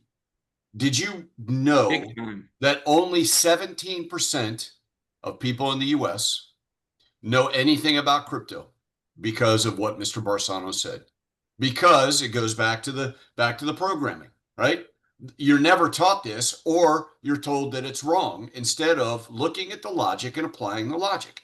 Now that means 83%, do I have the math right? 83% of the people out there are lost and in the dark. period. Well, let me cement that statement by saying in 2002, there were 560 million internet users. In 2025, there's 560 million crypto users. This is globally. So what does that tell you? That means everybody on this Zoom tonight is way ahead of the curve. You know how early you are? You know how early you are? You're Not like, only that, but but doing what we're doing here, yeah, you need an auto trader that knows how to take advantage of this stuff. All the right. others, if there are, there used to be no trading systems in existence. When I released the first robotic trader in 2001, everybody said that's impossible. Then in 2006, TD Ameritrade called me out of the blue, and I've told this story before because I'm really so impressed with the story. In 2006, just before 2007, TD Ameritrade called, the top guy at TD Ameritrade, and he said, will you connect your robotic trader to us so our clients can use it? Because I wasn't connected to TD Ameritrade at all. They didn't have any way to connect to them. And my question was, excuse me, how do you even know me? Because I'm only word of mouth. I wasn't advertising or anything. People share. If you have an auto trader, you share it with your friends and your family. You say, hey, I'm making all this money. Take a look at this. And then they sign up. That's how people come. So I asked him, how do you even know about me? And his answer was the most profound answer. He said, you're real. Isn't that just like the coolest answer you could ask? Yeah, that's You're great. real. I mean, that was just, I said, yeah, my exact words were, yeah, you're right, I am real. Because everybody else is out there blowing smoke. There are I never had a competitor. All through the years, as my auto trader was getting smarter and smarter because I was learning more and the AI was running and it was training on more data, and the whole system was getting smarter and smarter and smarter. I was always looking for where are the competitors, because it's like, if you don't stop me, I'm going to own this whole space. I'm the only robotic trader in existence, and I have no competitors. And then all of a sudden, in the last 2 years, I'd say, all these crypto bots started popping up. 2 or 3 years. These fake, I call them fake bots, where they say, oh, we have AI and all that. I've been doing AI since '89. I don't even know if they know what AI is, because what are they using? ChatGPT or OpenAI? It's not really designed for forecasting or telling you, what a coin's going to do. Your auto trader has to be married to that AI and understand my auto traders feed the AI the exact data that it needs to give me back exact answers that I need, that the trader needs. So it's a beautiful marriage there. If they're not, I doubt they're programming the AI. And if they're not programming it themselves, or if they're not generating the data that goes into the AI to learn from, then they really don't know how to take advantage of it. So I contend Yeah. that I really still have no competitors. I mean, I literally own this space. And if you don't have a Hey, GoBabyTrade auto trader, then I don't know what you have, because Ed, they're all full of misinformation and they're all gambling. And you can tell that because there isn't one of them that'll say, just turn that auto trader on and watch it crank out money all by itself. I put my money where my mouth is, as Steve Ballmer put it at Microsoft, the ex-president. He said, we eat our own dog food at Microsoft. And I know some of you would say Microsoft products are dog food. I get it. I know.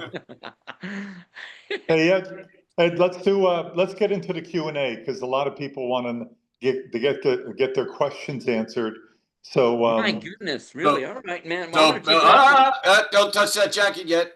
yeah. This is at the request of Anthony. I can't see it. No, it wasn't C. You couldn't hear it? No. Sorry, it was a drum roll. Oh yeah. Anthony wanted us to play a drum roll before you're taking your I always jacket take my Actually, coat off because I love the Q&A session. That's my favorite Hold on. time. Attila's going to stop you again. Yeah, I'm sorry, Ed. We've got to do something first, right before we go in the Q&A. A lot of people ask us, okay, Well, they ask a question that's kind of the wrong question. They say, how much is this going to cost me? And everybody knows the normal price is $44.99. 25,000. That's what Crypto Casey said it should be. Oh, right. Yeah.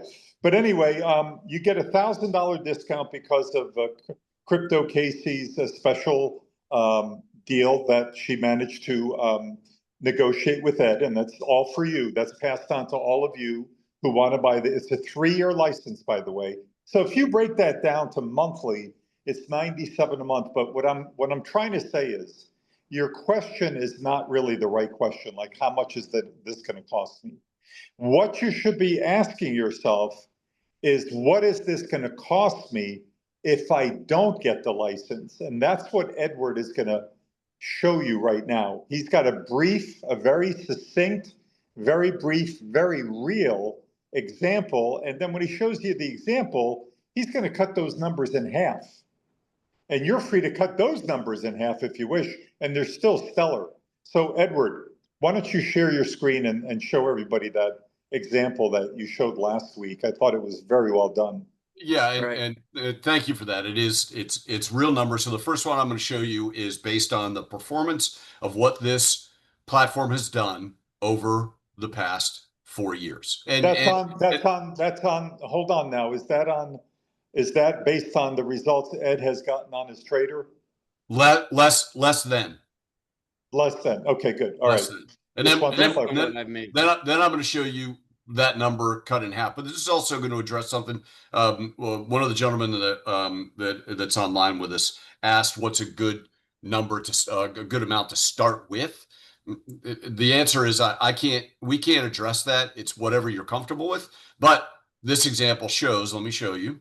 People start with $500. People start with $83,000. I mean, I look at or whatever. I can tell you what you're gonna do over the next few months after you sign up. You're gonna be looking for, where can I find money to throw in my auto trader? That's what everybody does, and anyone on there can vouch for that. I mean, speak up in the chat rooms if any of you are using the trader. I can tell you what people do. They're trying to find, where can I find more money to put into the auto trader? I even put a blog on the internet, on the website, that said, if you look at the videos, I said things not to do if you're running an auto trader, and one of the things was, don't mortgage your house. And the reason I said that is because people are actually mortgaging their houses to get more money to throw into their trader. And I don't know. I know you want to make money, and I get that and all that, but I don't like the idea of going from not having a mortgage to having a mortgage. If your house is already paid off, I hate the idea of that. However, people are shutting down businesses and funneling all the money into their auto trader, shutting down, retiring, taking the early payout from their retirement and dumping it in there. Because the more money it has, the more money it makes. It's just a straight up numbers game. Yep. So let me before I so absorb these, and I'll walk through.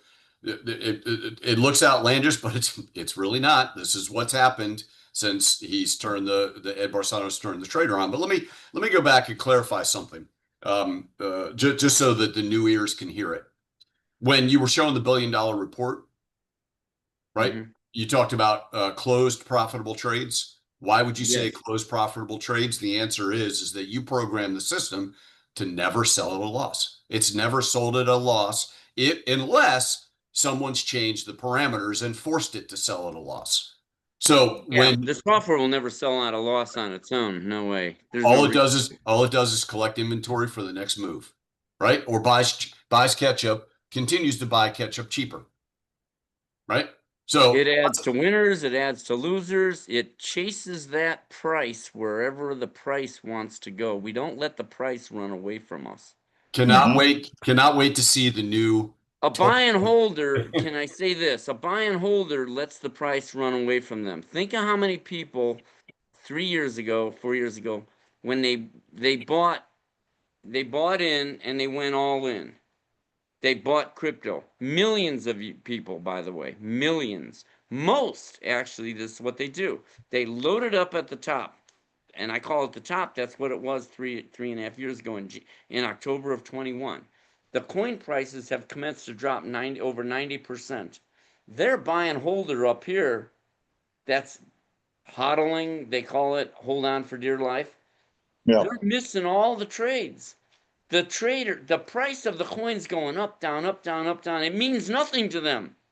One day they look at their account and they go, "Oh, I made money today." No, you didn't. You're still sitting up here. You're way underwater. And then it goes back down again. Then they're not making any money because they're not closing positions and taking it at profit as profit. With the robotic trader, it put your toe in the water up here. It reserved money, so no matter where it goes, it can still buy more.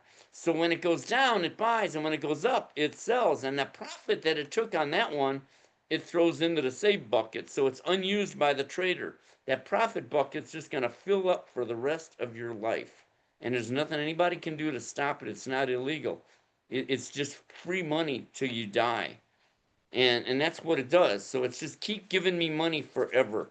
And there's nothing, no magic involved. One of the things I was going to say before, since you gave me the floor for a second, I'm not going to take a breath, because if I take a breath, I'll have to stop talking. No, what I wanted to say is I'm not sure where everybody else is, because we talk about all these concepts and this stuff, but really, I don't know if we said enough for a new person that just came in for the first time. They didn't really, maybe they don't even understand how the software works, but what I'm describing here is exactly how the software works. This is what I'm saying. It's not magic. It's doing proper money management. And what are the phrases I use? I say, down is good. Down is good. When a market goes down, when you have big down days, those are good days, not bad days. If you look at your traders, those of you in your filled orders at the bottom, or if you go to, for newbies that don't have a trader yet, go to the website and look at that sample trader and look at the filled orders at the bottom. You're going to see days where there's profits, that's profitable, profits actually taken off the table physically. And then days where it's just adding to positions where you don't see a profit number on the lower right. And that's how a 7-Eleven works too. You're buying and you're emptying the shelves during the day, and then at night you're restocking the shelves. So you're selling and you're buying in the auto trader. So you have buy days and sell days. You can't have all sell days. If everything went up, up, you wouldn't have anything to sell because you would have sold it all off already. You have up days and down days. It goes down, you buy, it goes up, you sell, down, you buy, up, you sell. And that repeats for the rest of your life. There's no magic here. Those charts, those numbers look the same for the last 25 years. It's just free money for life. And it's never going to stop. That's how the market works. Right. Absolutely. So, right. So let me qualify this a little bit further, right? So this example is actually less than what Mr. Barsano's trader has experienced over the last 3 years and change. It'll be 4 years this December, correct? November. Yeah. Okay. Right. So, but I built this out. The other qualifier is this is a life trading system, as Ed says. It will just keep cranking out money for life, right? So we're gonna not discount, but this is a trend, right? Per 3-year license that I've created. But I want you to pay attention to this top number because it has already happened. The numbers aren't the same because we're giving an example of 5,000 where Mr. Barsano started with 200,000, right? But over that period of time, in that 3 years, maybe it didn't make it all at once. Maybe it made 50%, then 75%, then 20%. But overall, this number is a conservative number under what it's performed. Okay, which sounds completely absurd, particularly when you look at if somebody told me, hey, I've got this strategy that can take $5,000 and over the next 9 years, the end of the 9th year could produce this kind of number, I would run as fast as I could possibly. But I'm giving this example because this is underperforming on the top, right? That is $5,000 started with. One of the gentlemen was asking what's a good number to start with. So there isn't a good number. It's whatever you're comfortable with. But then, following on the comments of Mr. Barsano, when you see it working and performing for you, making money in your sleep, in your sleep with no knowledge, no nothing. All you did, actually, there was knowledge. You were smart enough to understand the example of what he's created to actually buy the software in the first place. That's where your knowledge gate stops. You don't have to do anything past that, right? So here the example is after 3 years, turns into $40,000, but I took out the $5,000 that you invested, right?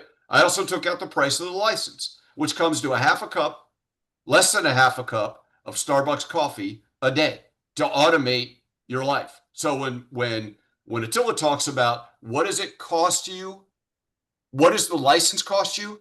That's your question. What is the license costing you if you don't do it? Is the real question. Your lost opportunity on $5,000 over a 3-year period. Now, again, let me qualify it. This is an example of what's already happened. Is it guaranteed that it's going to happen in the future? No. But let me give you an even bigger wow. This this trading platform has never seen a bull market, ever. And it's performing. Market's been going down for the last 4 years. 90 market turns up. 90%. That's going to be a. I got all that inventory I bought while it was going down that I've been accumulating. That I'm going to sell off when it goes up. Right. Not only am I going to sell that inventory off that I was holding on to, but while it's going up, it wiggles. So while I'm selling off the inventory I'm sitting on, I'm also going to be buying more and selling it while it's going up.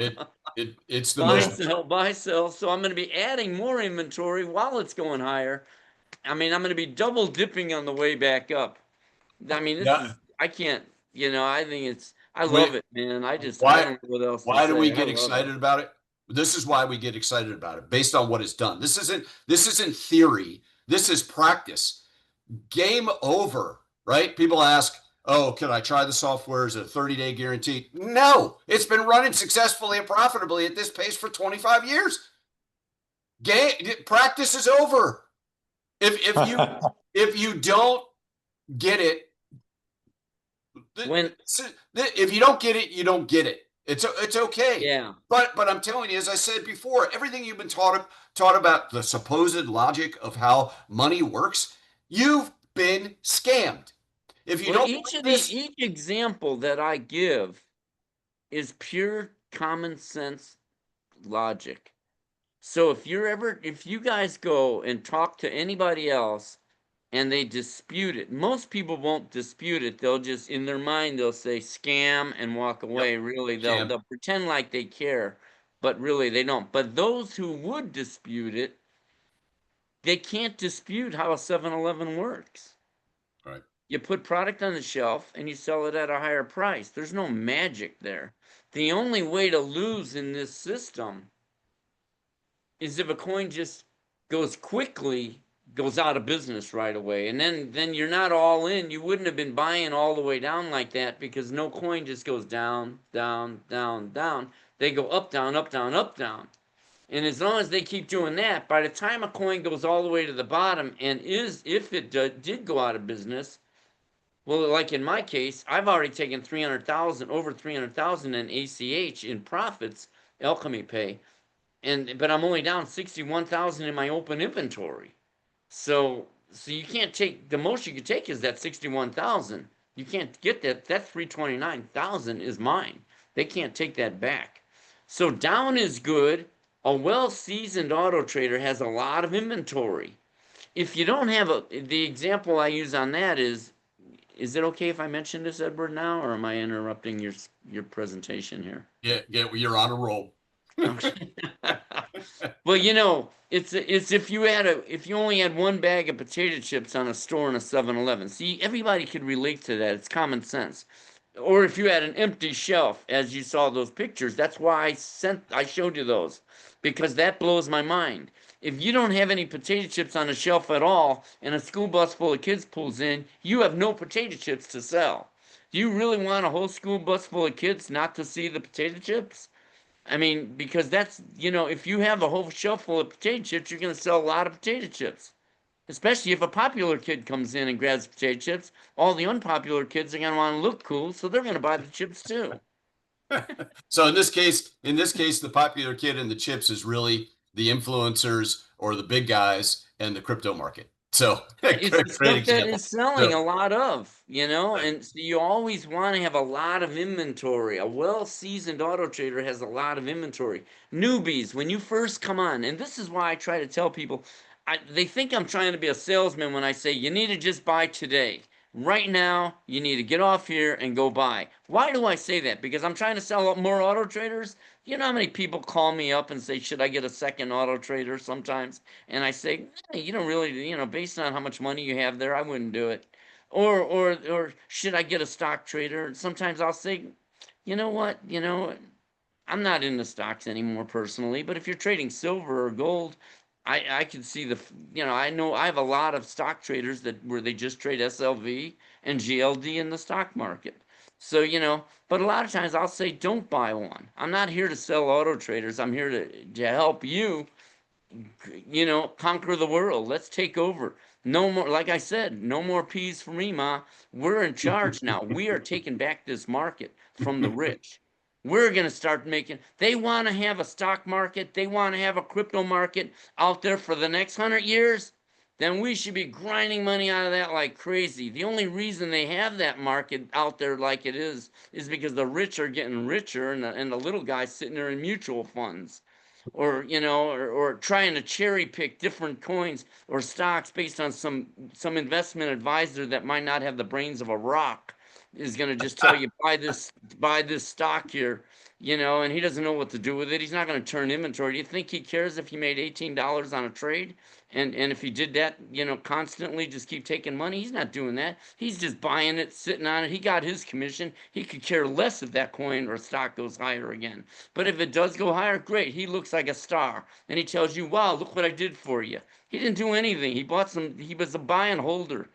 The lowest scum on the planet, buy and holder, is what I shouldn't talk like that. All right, I don't want that All right. filtered. All right.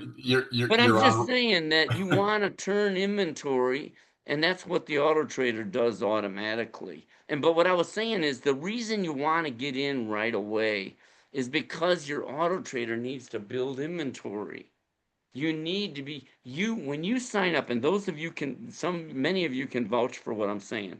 You want 5 down days in a row. You want to load up on some inventory because then when you get the next 5 days that are going straight up, you sell it all off at a beautiful profit. Whereas when you first sign up, your auto trader is only going to buy one lot. Each purchase is one lot, I call it. You're going to buy one lot of each coin. Now, if that coin jumps 20%, you made 20% on that one position. But if I'm sitting on this much inventory and that coin jumps 20%, I'm going to sell a lot of inventory off at once. And so you want a well-seasoned auto trader has a lot of inventory that's underwater.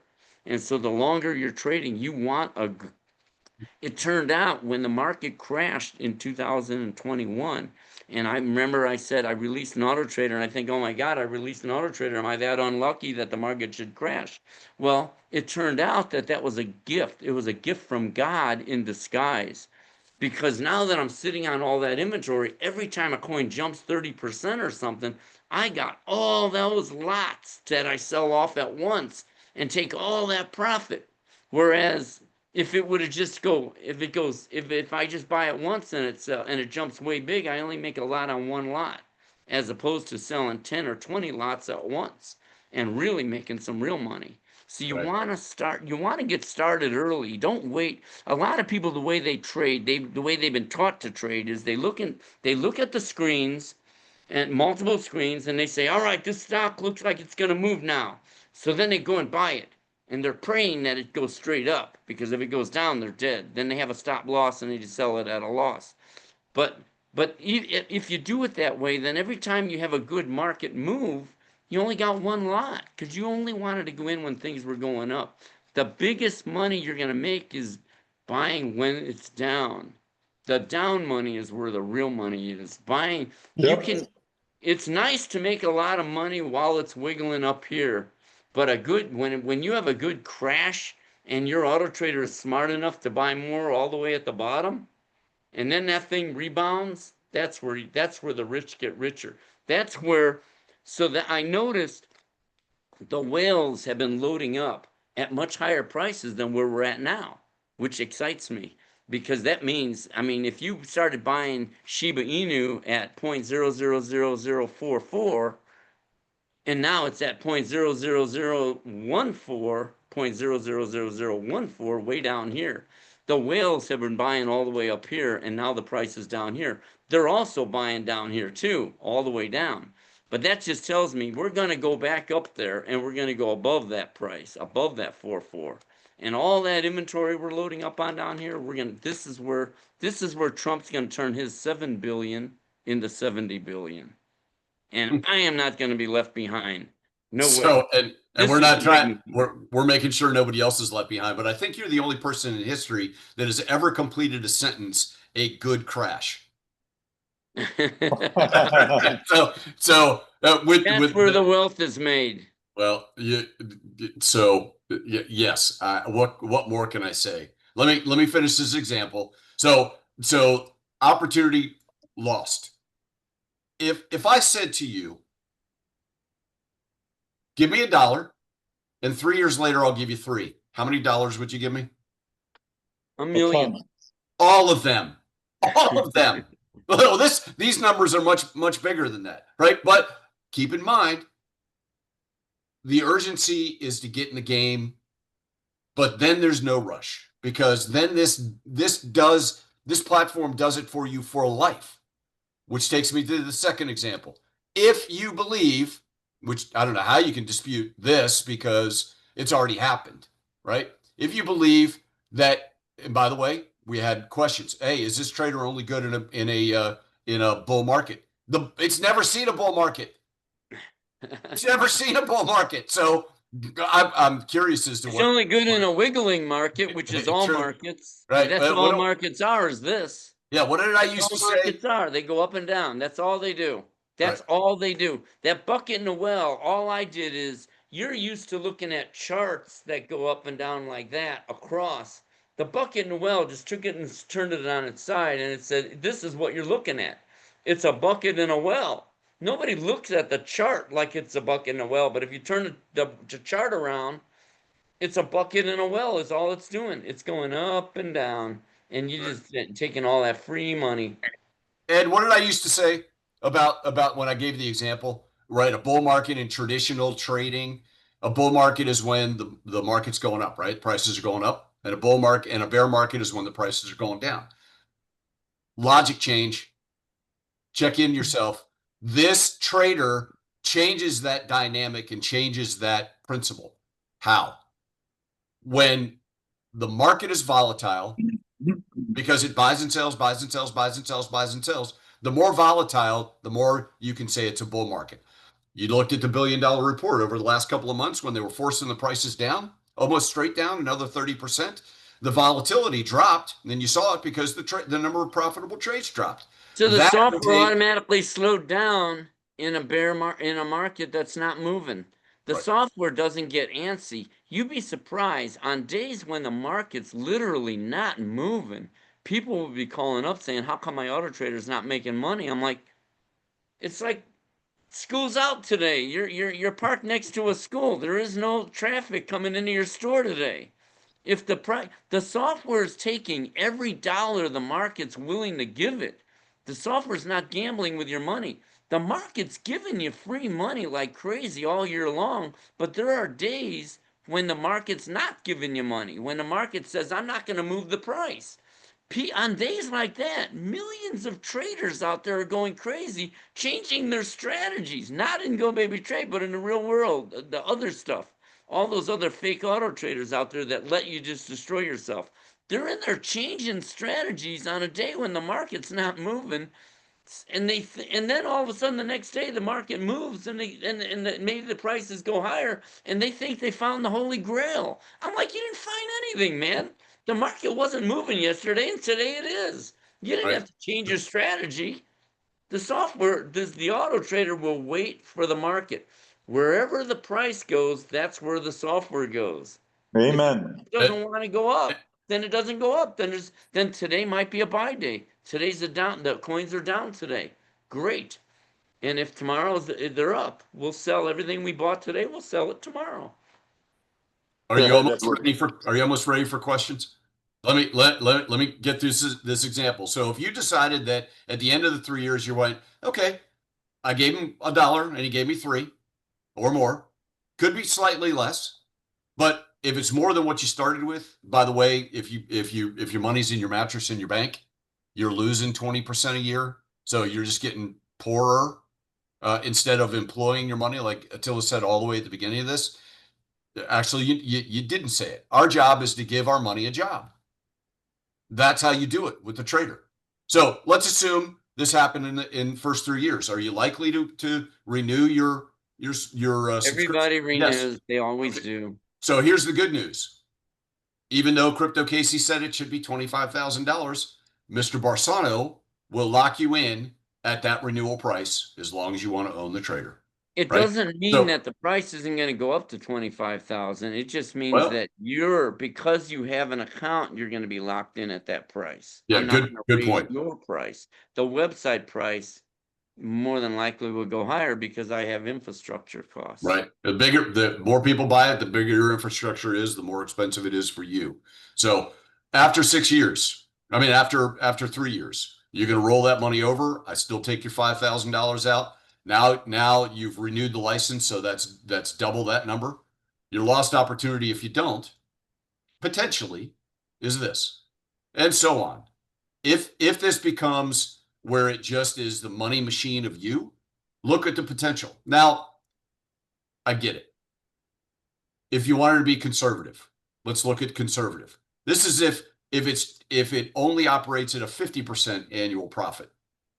Still, are you gonna take that as free money? That is free money, or this is free money, starting with a balance of $5,000 without having to push a button other than to sign in and look how much money it gave you today? That's it. That's Well, it. not only that, a lot of people aren't even if you start with 5, I noticed somebody will start with 5,000 or even 1,000, and then they'll throw 50,000 in because once they see how it works, then they start plowing money. Yep. Yeah, why wouldn't they? All right, Yeah. guys, we've come to the fun part of the Q&A program. session. I love Yep. a good Q&A. I've been And listen, asking I gotta- these questions for 25 years. Mr. Barsano, I got a surprise for you. I went out and had a likeness made of the bust of Mr. Barsano. Quit it. Can everybody see that? Einstein.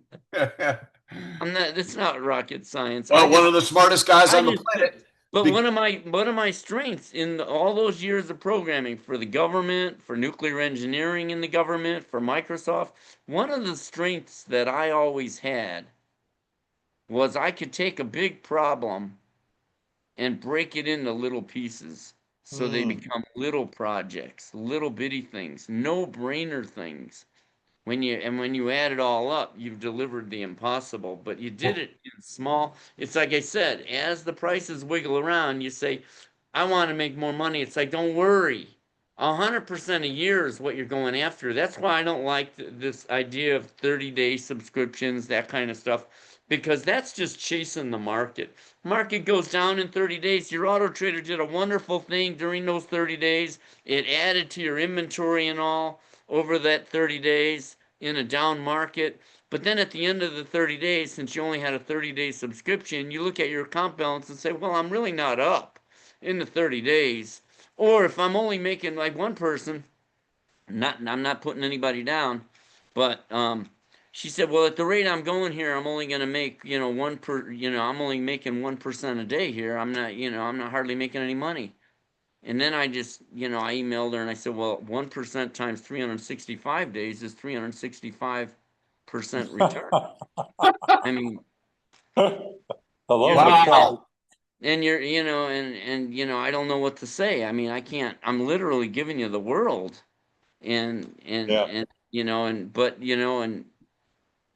Stick around on these webinars and, you get to hear more logic. And my logic is just common sense stuff. I'm not out here teaching rocket science or quantum physics or anything like Well, that. let me clarify that. It's not your logic.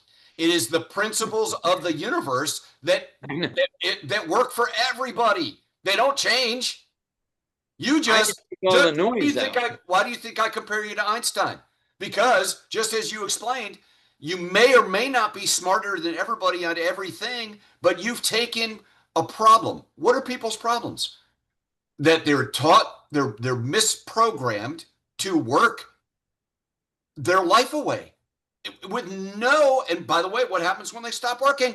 The money stops coming in, right? You've changed that dynamic. You go this to this, you've changed that dynamic because you've put the power in people's hands to change without even being deprogrammed, changing the scam to pure principle and logic.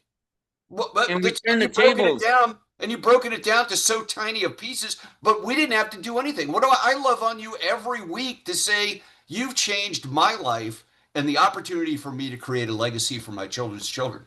If people don't see that, okay, nobody's forcing you to buy anything. But however, if you miss this opportunity, Well, you work till you die, I'm, and I'm, you regret it forever, because especially, it was different that, I missed the opportunity. I didn't go into cryptos, 10 years ago when people were asking me to automate the crypto market. I was entrenched in stocks. I was busy with the stock market, with the auto traders, and I really didn't have time to look up. Once I rewrote the software to be web-based and had it all running on my servers, and then I had Chime in 2000 or 2020, and then I said, then somebody it was L Powell, one of my other clients he's been on board since 2012. He said I was chit chatting with him once in 2020, and he said, "Why don't you automate the crypto market?" And then I went and looked at it, and I said, "Well, Coinbase is US based. Coinbase and Kraken are both US based.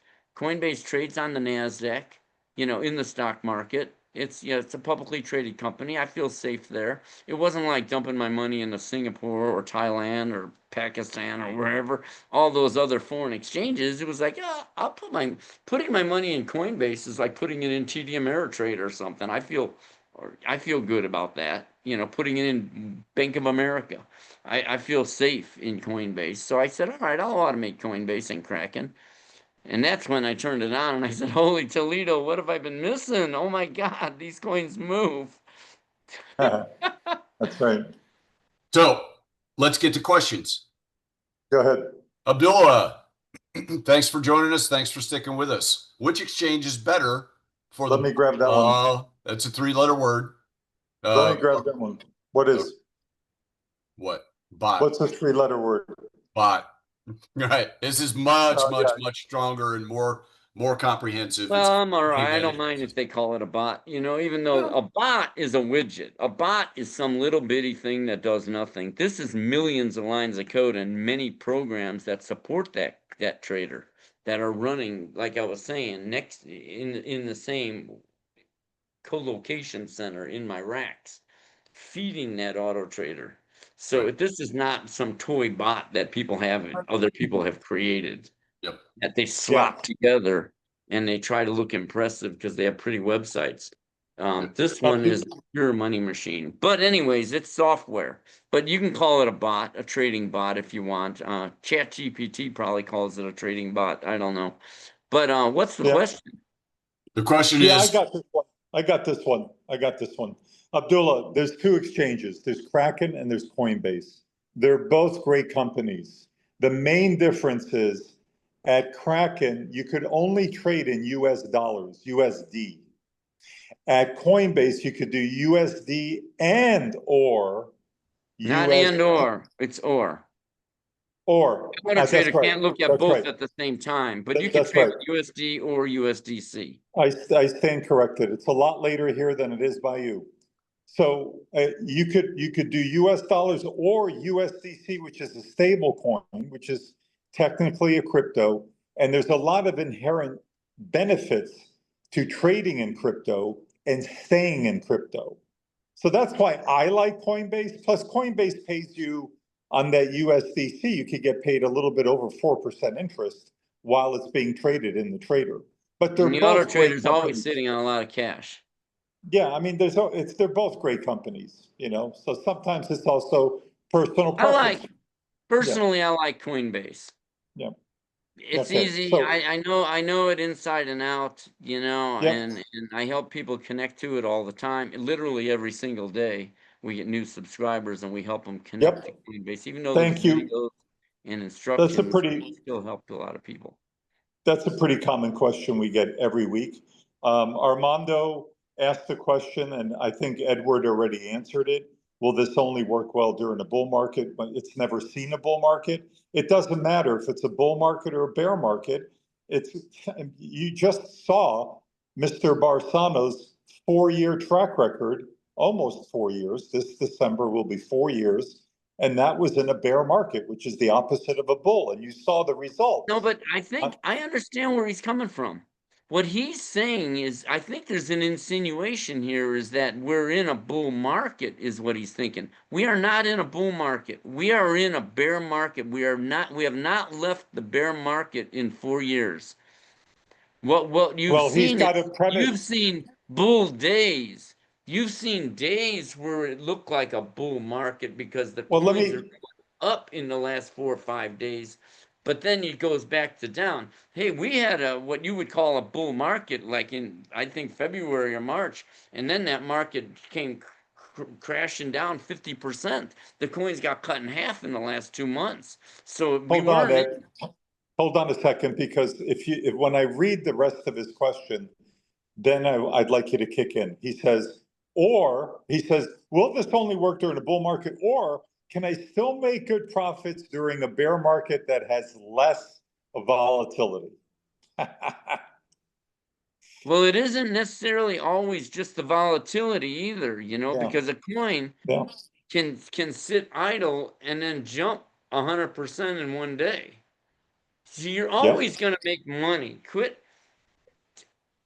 You only have one other choice if you don't do what I'm doing here, and that is gamble. Now, people gamble a lot.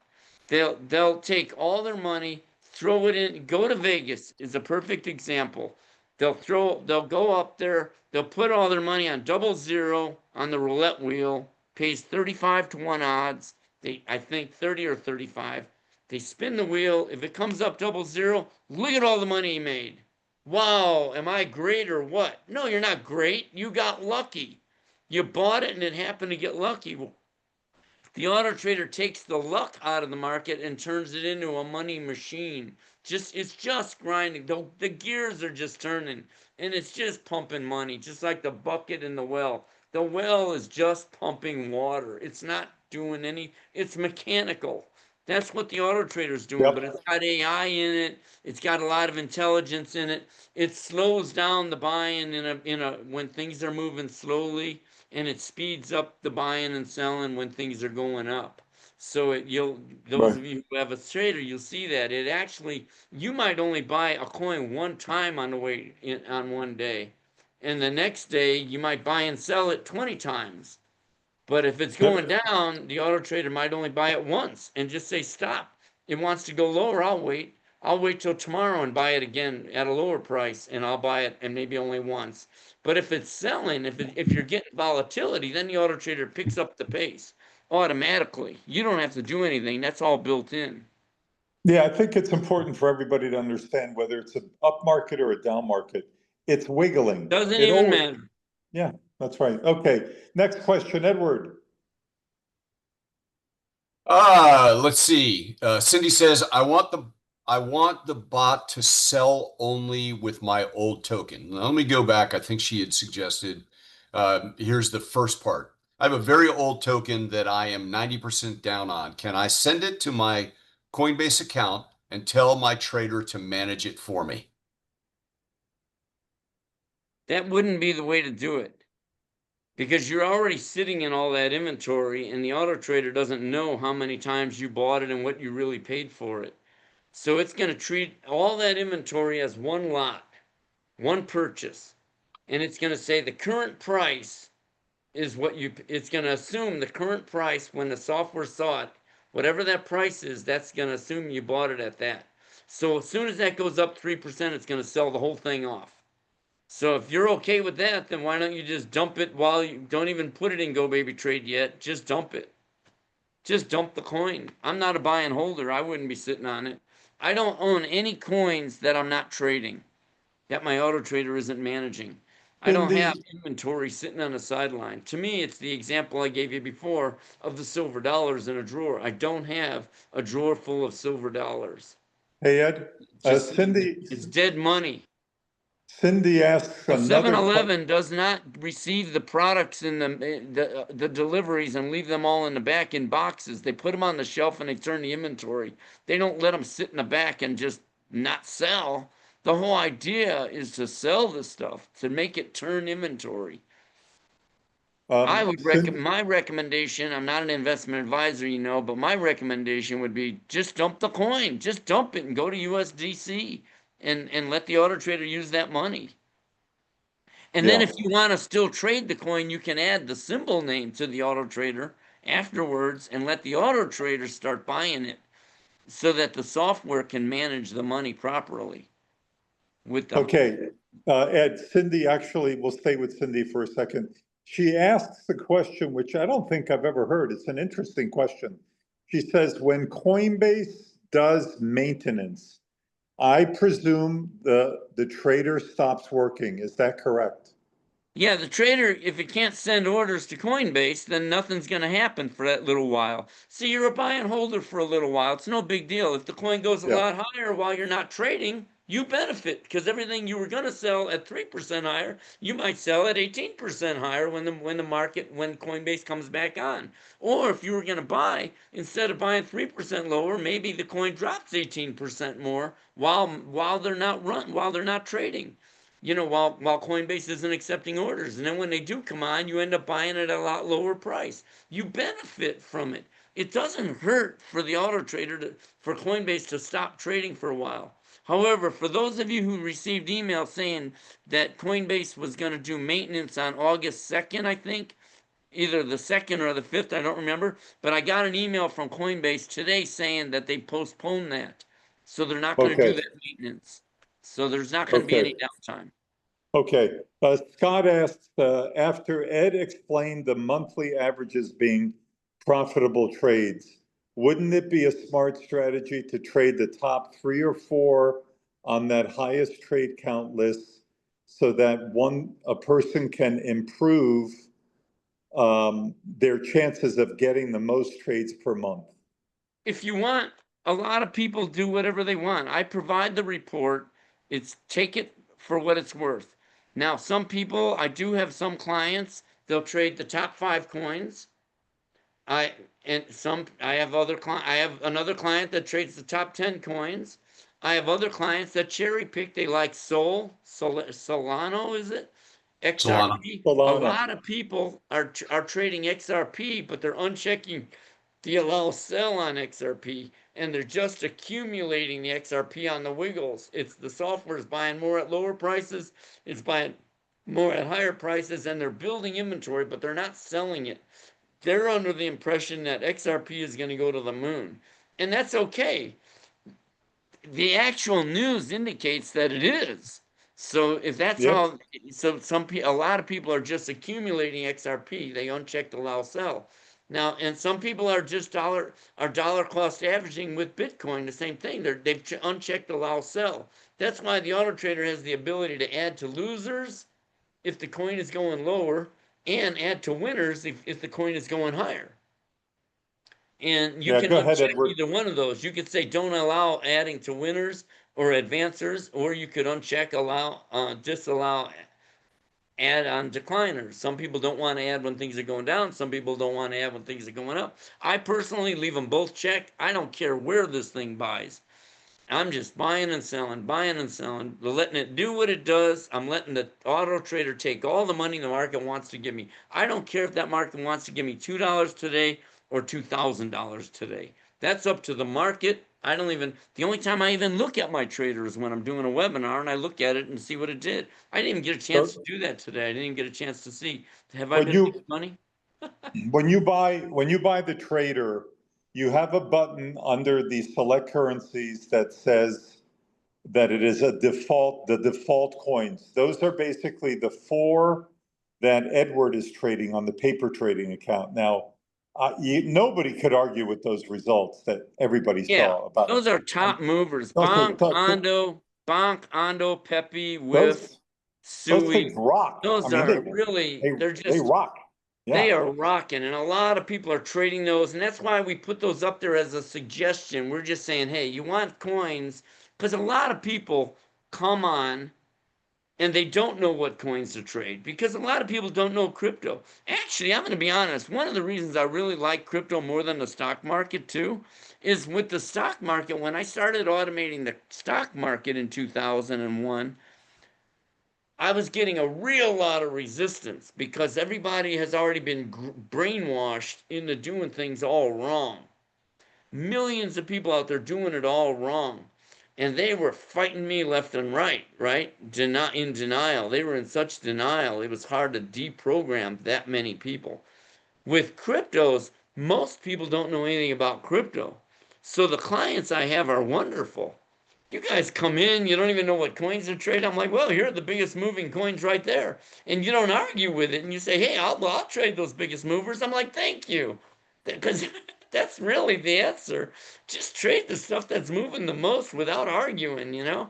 Some people just want to trade all the stock market. They're so entrenched in that losing game that they don't know how to get out of it because they're so brainwashed. And you Yep. know, whereas in the crypto market, it's brand new, it's fresh, and I could help people make 100% a year because it's fresh and it's new, and you just jump in and let the trader do what it does. People sign up every single day. We get so many signups, and they just sign up. They grab the top moving coins. Some of them come in with a few different ones. That's okay. And then they don't change the strategy. 99% of the people don't change any of the settings, and they just watch it grind out money. That's beautiful. Awesome. Edward. Yeah. So Anthony wants to know if the GBT team is considered launching a GBT coin. No, No. I have no interest in it. I don't want to.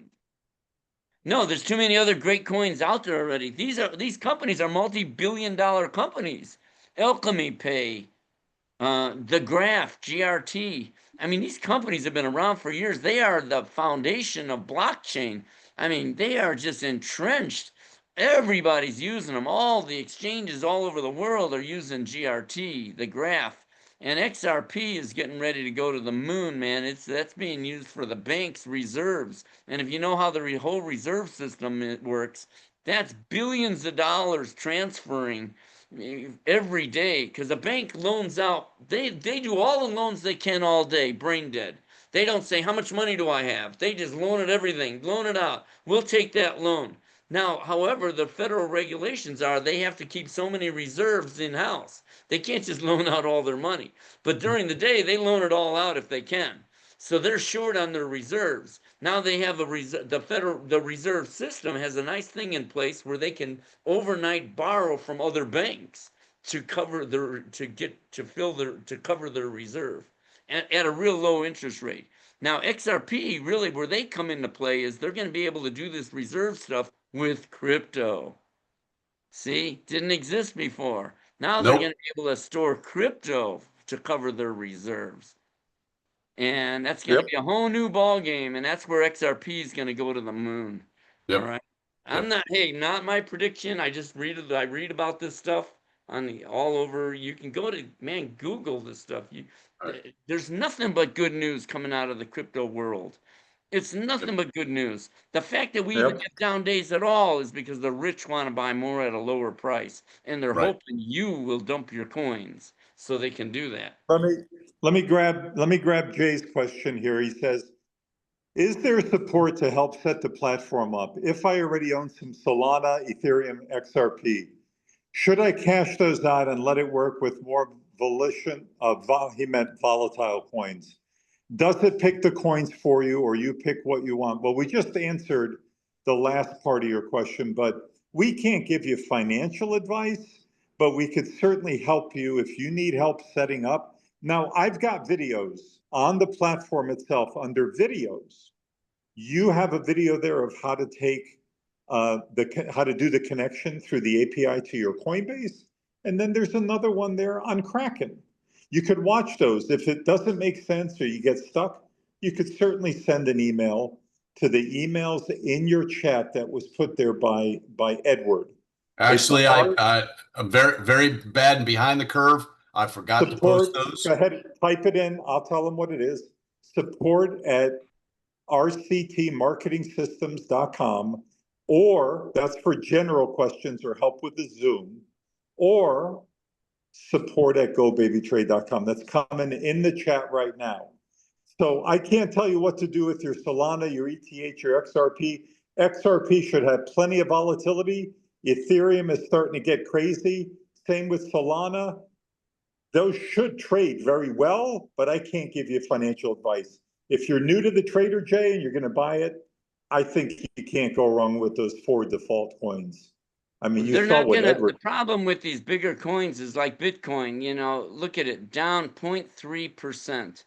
It's just on a percentage basis, it doesn't move like these other coins. You don't get the swings. Even today's a slow day for ACH and Doge 1.94. Good question. You know, I like to see 6% moves, you know, much bigger moves than that, than these small moves.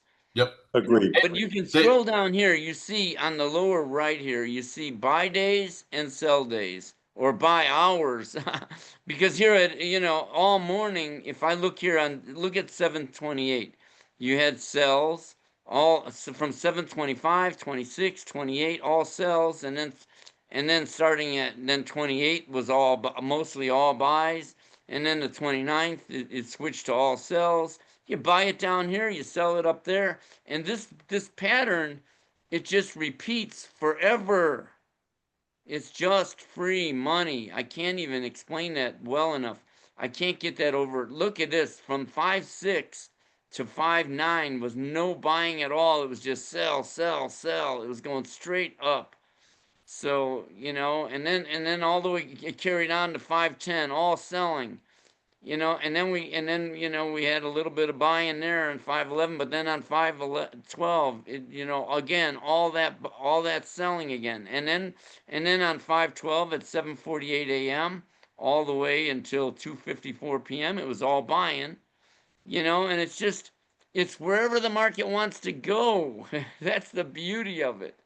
It's like they want, you know, it's just it's free money, and I can't say that enough. Ed, we got to get, I'm so sorry, but we got to get to the rest of these questions. There's only 4 or 5 left. Tavon, when you lose a trade, well, let me read it and then we'll adjust it. When you lose a trade and you are showing in the red, does that loss continue to get bigger as the trade continues to go down, or is it just a certain amount that you may have put in to that particular trade? Doesn't that? No, it's going to go lower. Hold on. Doesn't that loss continue to take away from the money that you put into the account? First of all, let me say this, and Ed, I'm going to turn it over to you. What you're seeing in the red open positions are just that, open positions. There's no loss there's no loss that's been taken. Whatever you paid for a coin, for that lot, for that individual lot, they can never take more than that away. If I bought 11, I have a lot of money, so this one bought almost in $12,000 lot sizes. I cannot lose more than that 12,000 for that coin. Even if the price of the coin keeps going lower and lower, I can't lose more than what I put into it. Right. But the point I want to make, which I think is what he's pointing to, is you may have missed it when we mentioned it because we only mentioned it once. The trading system never sells at a loss. All it does is collect inventory and sell it at a higher price. So those numbers that you see in red are just open inventory lots. Yes, in fact, if the coin either went out of business or you forced it to take that loss, that would be a loss. Right now, it's just a paper loss, and it continues to go. Those prices, as the prices move, the valuation continues to go up and down. But the long-term trend is over time, all those positions sell off in as a profitable trade. So hopefully that addresses the question. Let me just say that's a very good question, Tavon, but oops, it went away. Anyway, it's a very good question, but let me just say that the premise of your question, when you said when it loses a trade, that doesn't happen here. It just simply does not happen here. This is the 20-second elevator pitch on how this trader works. Ready?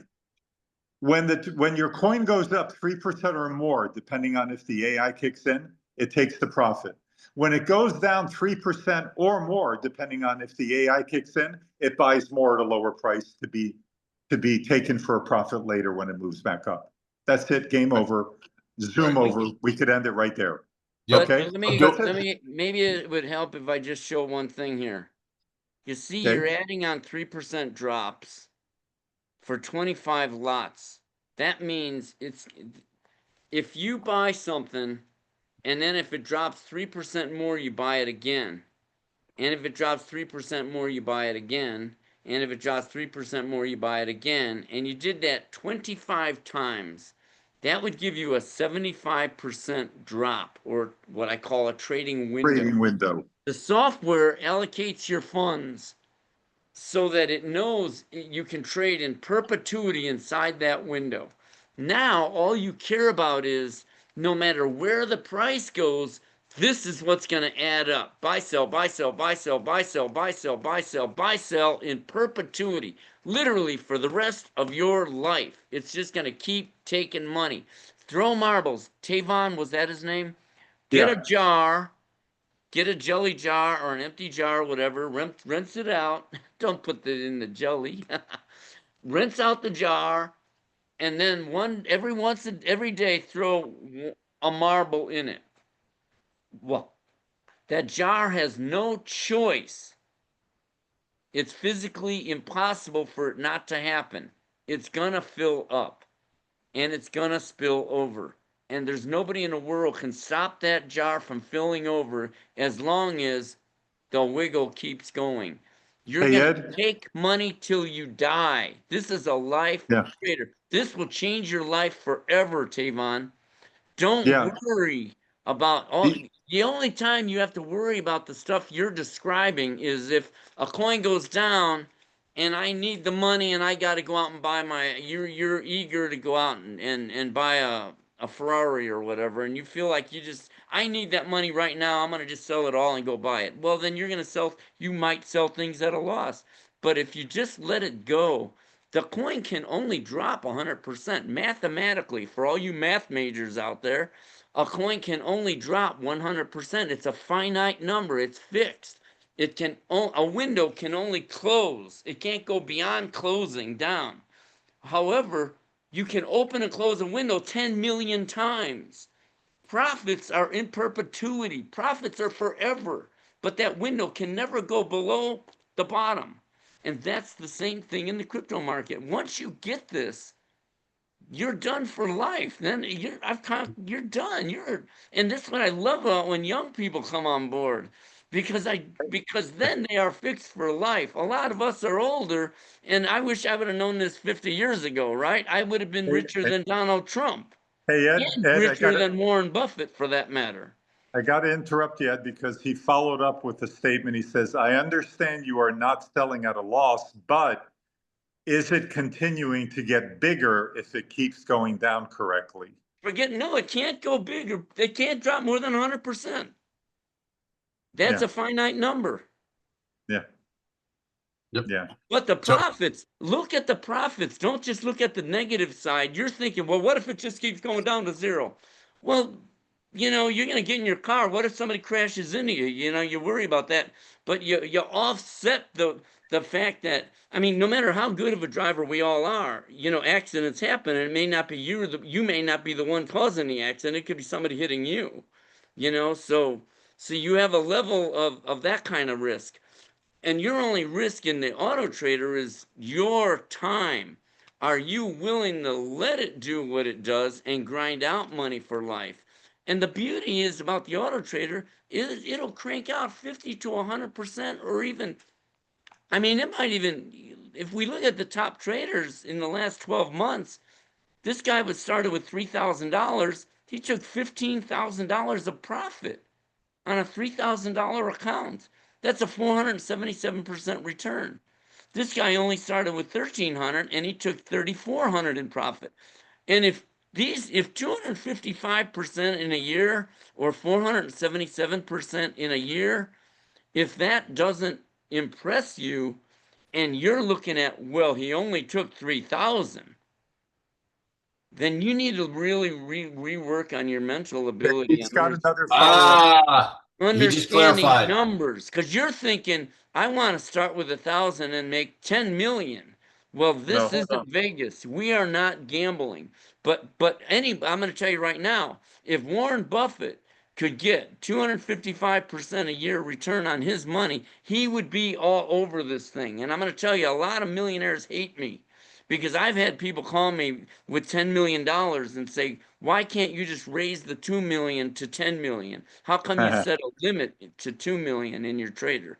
Because I didn't create it for you. That's why. I created it for regular people that aren't sitting on $10 million. Now, if you want multiple auto traders to trade with that much, even 5 auto traders wouldn't do it for him, because the max is 2 million per.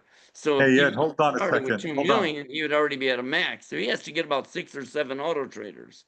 Yeah, hold on a second, Ed, because he came back and he said, no, I'm just trying to understand if it's continuing to take money from the money in my account. So No.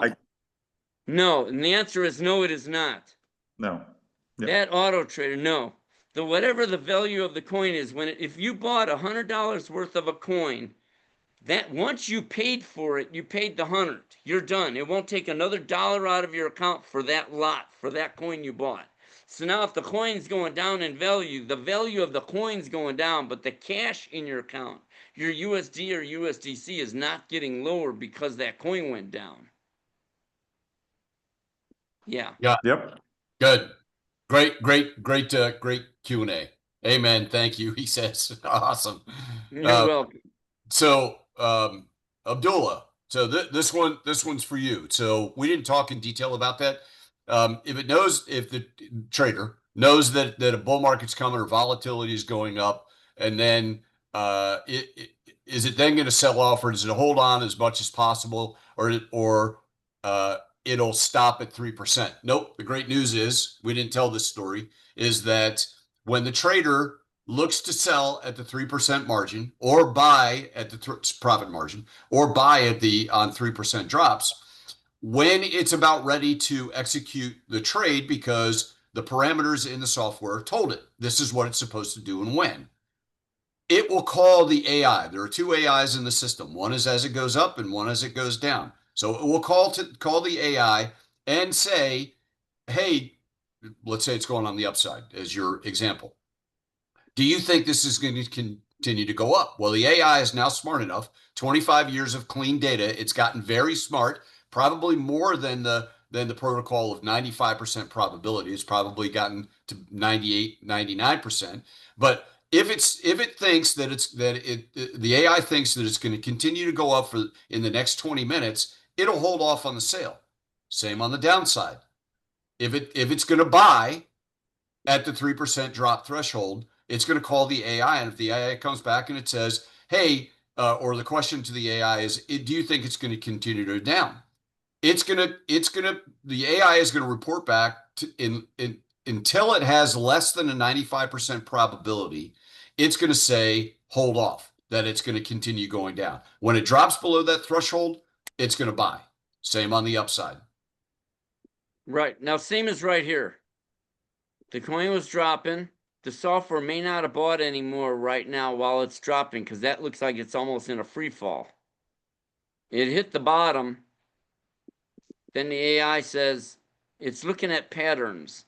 the patterns, it's looking at 27 indicators of patterns that it's watched over many years. Stochastics, MACD, relative strength index, the 27 indicators right out of the technical analysis from A to Z book. And I always tell people, go to eBay, pick up the book if you want to understand the indicators. And it takes a snapshot every minute from every auto trader of all those indicators of everything. And so it's seen the patterns, it knows. And so when it says, I've seen that pattern before, and 98% of the time that I've seen that pattern, the coin went lower. So then it tells the auto trader, hold on, don't buy it yet, it's going lower. And it lets it drop. And then eventually it can't predict that it's going to go lower, and then because the pattern doesn't recognize it, then the software will buy more. Now here's what happens in an up market, though, many times, and that is because this happened to somebody just a few weeks ago. Bonk went bonkers. You know, it went up 30% in one day. Okay, now the auto trader, let's go to it real fast. He said, how come my auto trader was taking 3%, 5%, 7%? How come it didn't hold that until it went up 30%? When it did it all in one day, it went up 30%. And then I looked at his closed trades. And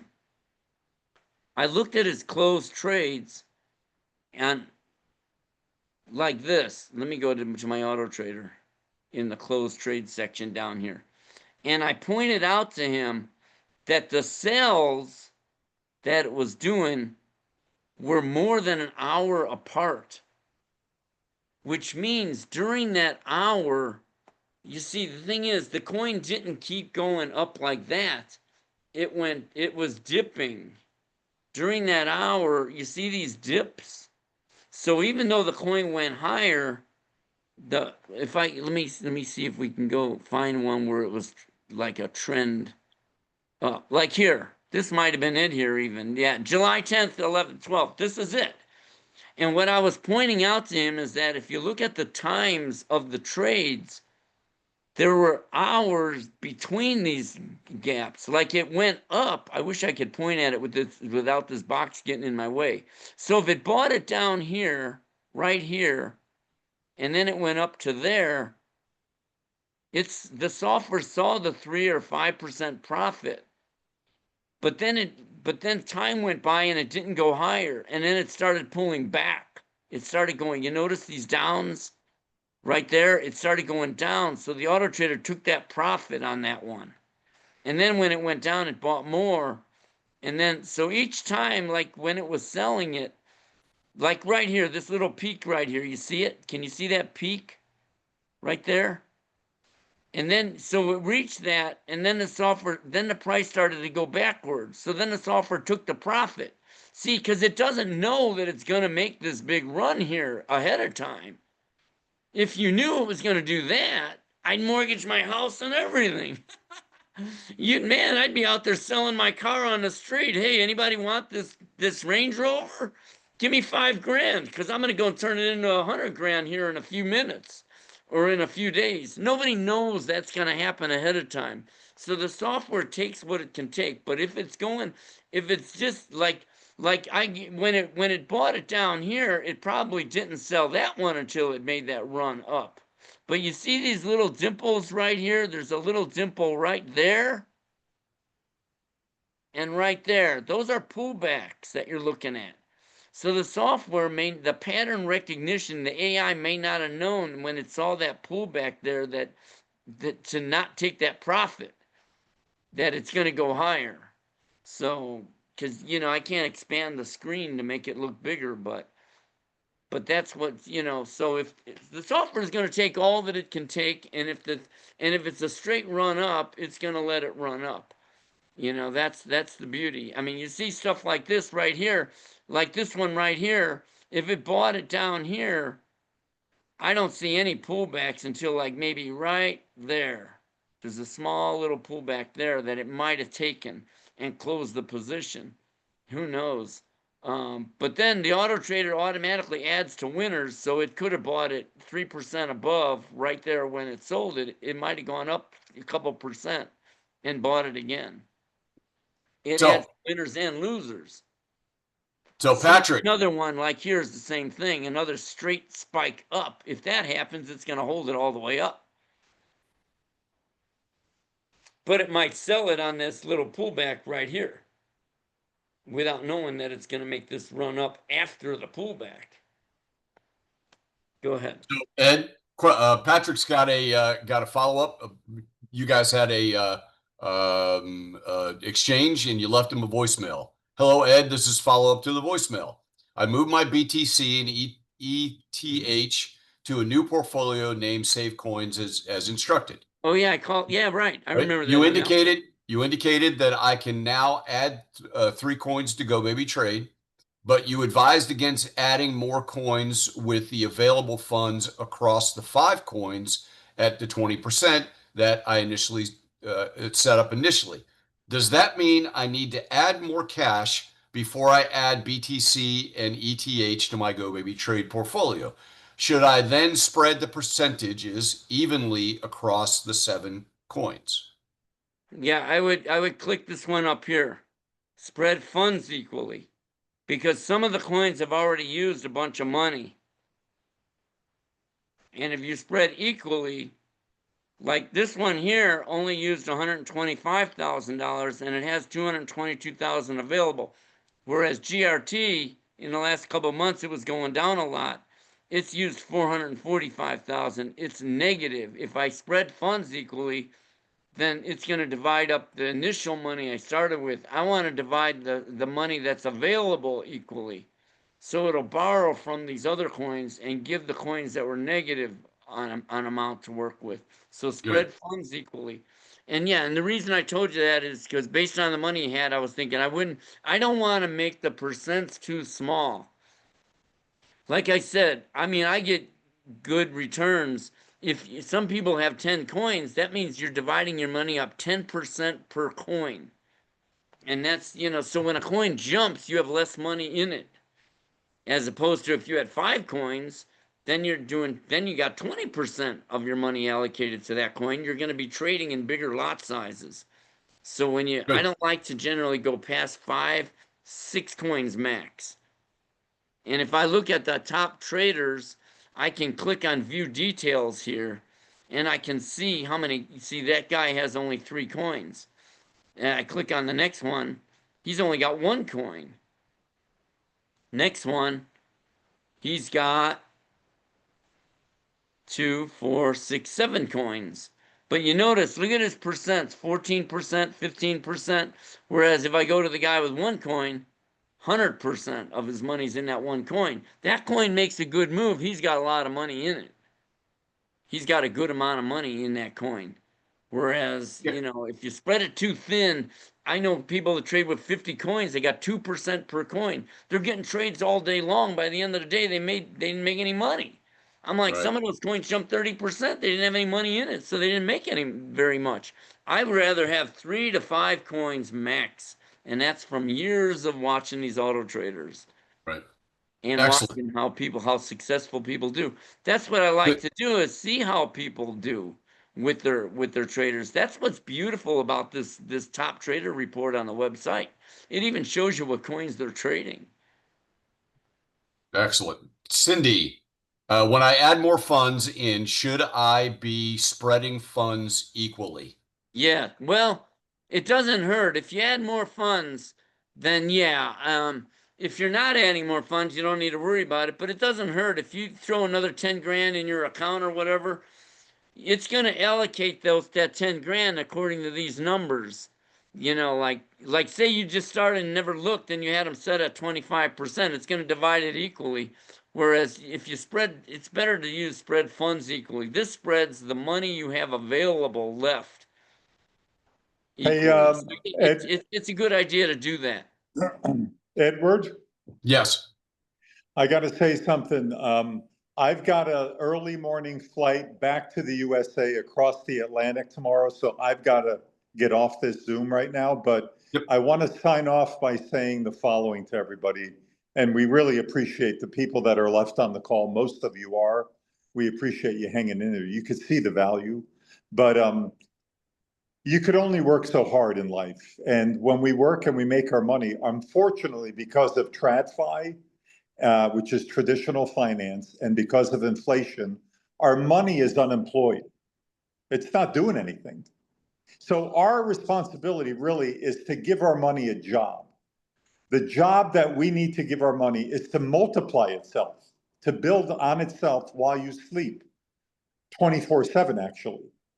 And there's no better way to do that than with this trader. There really isn't. If there is a better way, let me know. Okay, because I'll employ that as well. Right. But this Yeah, me is right too. up there. Yeah. So anyway, with that, folks, we're here every Wednesday. We'll see you next Wednesday. Thankfully, I'm back in my home office. I'll have my laptop again. It's been a little cumbersome to do this off my cell phone.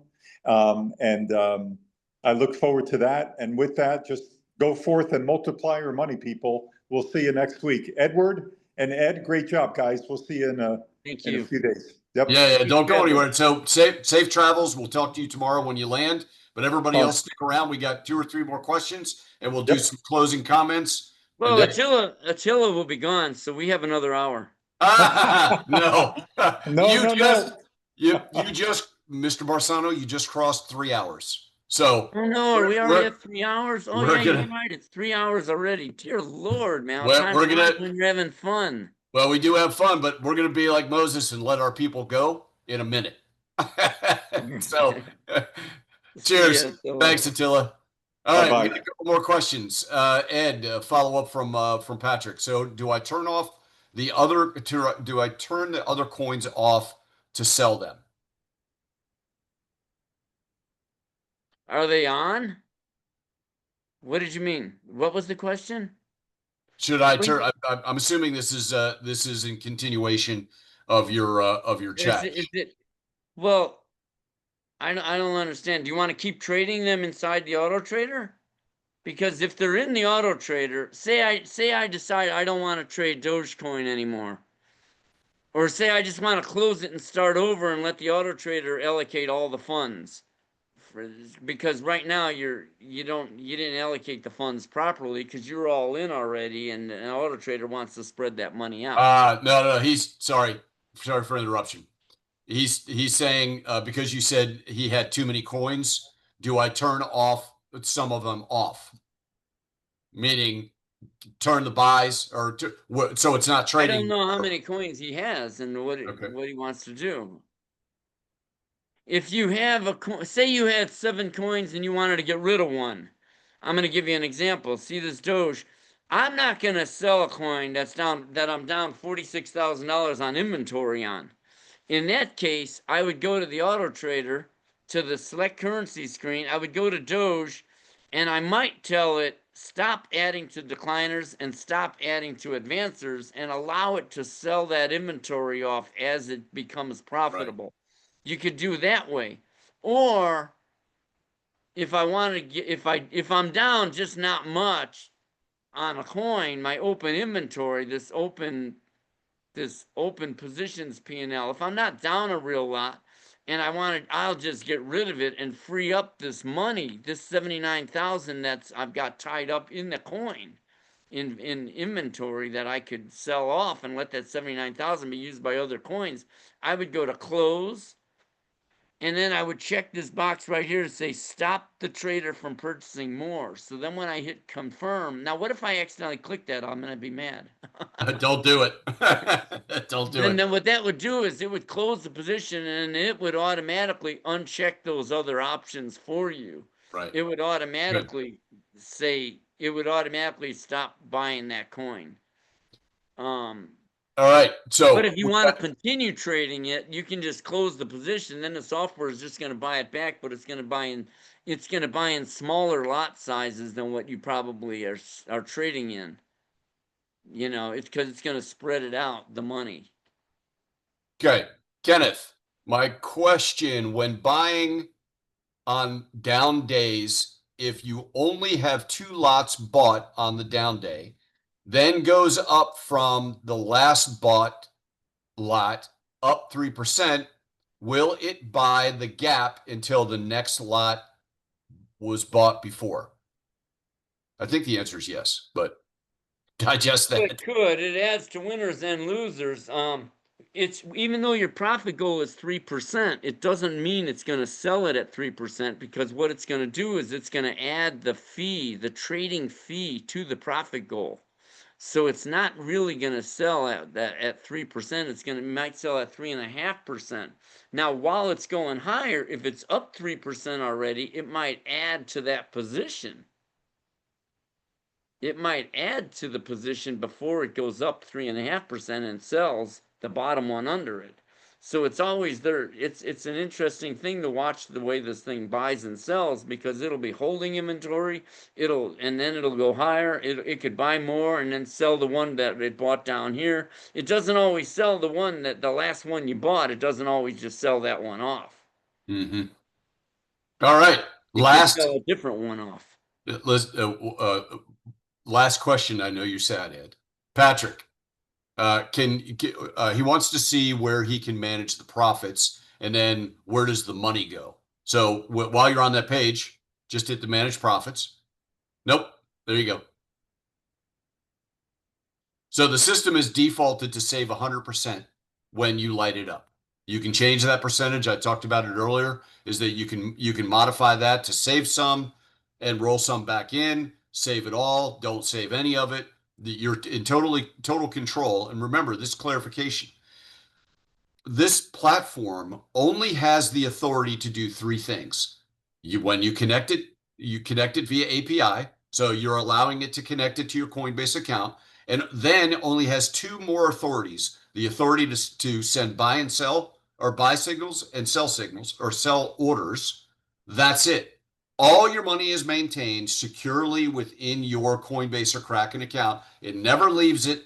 But if you say save 100% of the profits, then what it's going to do is it's going to make it invisible to the trader. So it's just going to subtract that money out from your cash. This is just a number. It's not cash in the auto trader.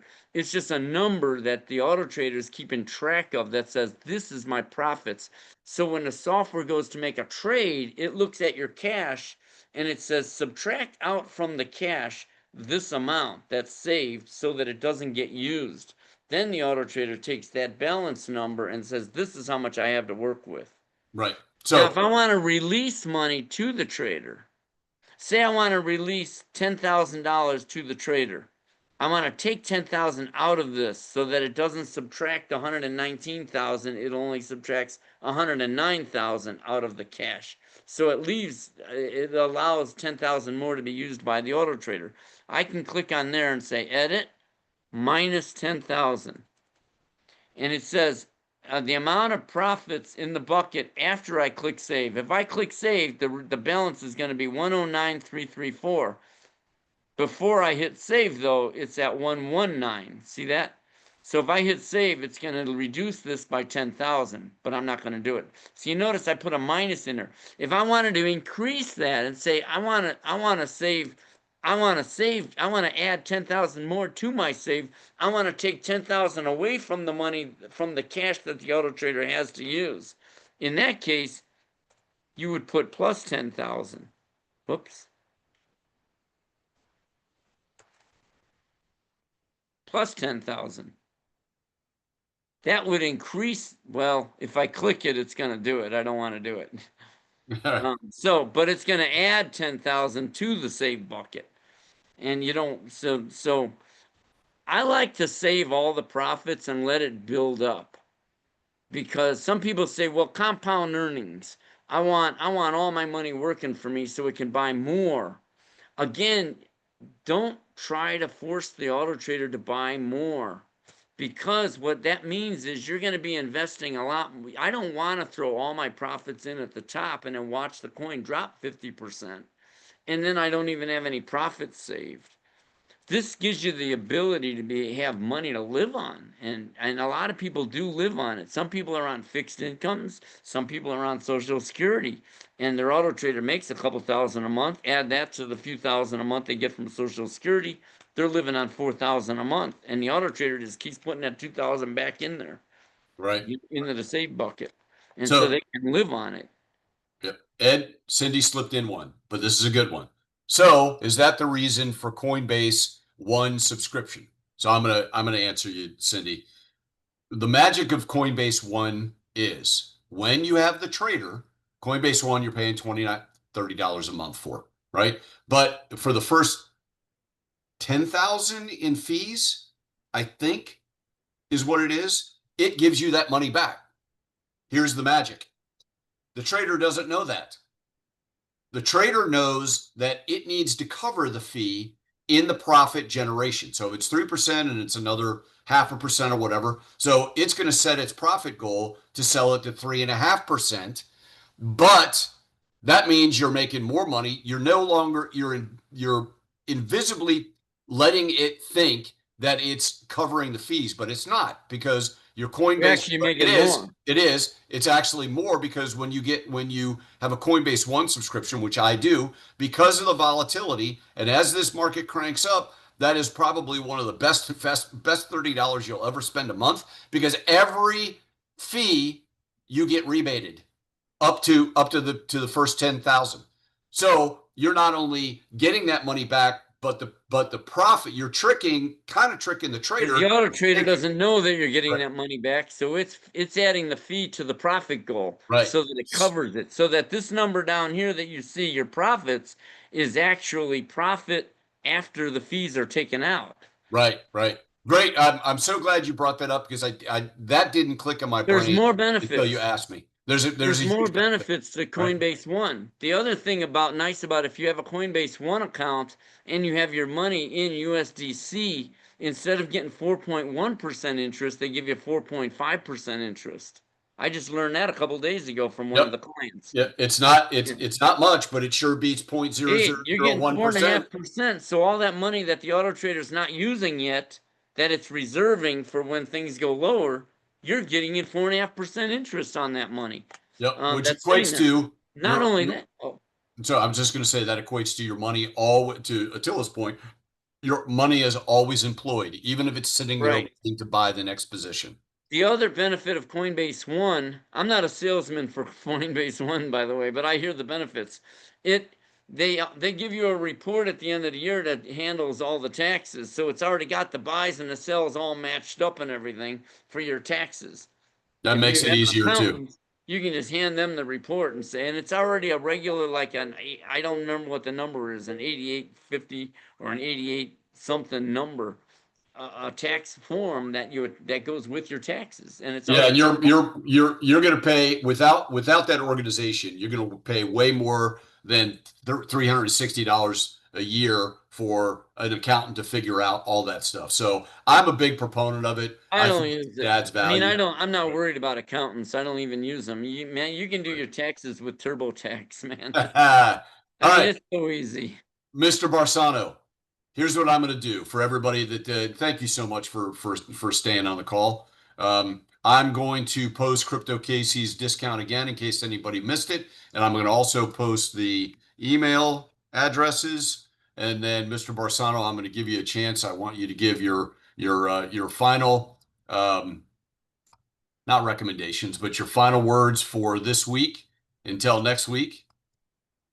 My final word. Now you're putting me on a spot. I got to come up with something profound. No, well, you could say nothing ever for the rest of your life. I think it was Douglas Fairbanks, or Douglas Fairbanks Jr. on his deathbed. It was one of those guys.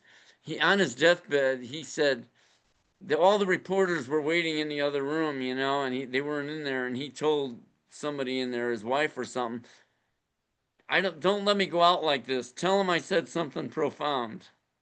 And that's profound. Right.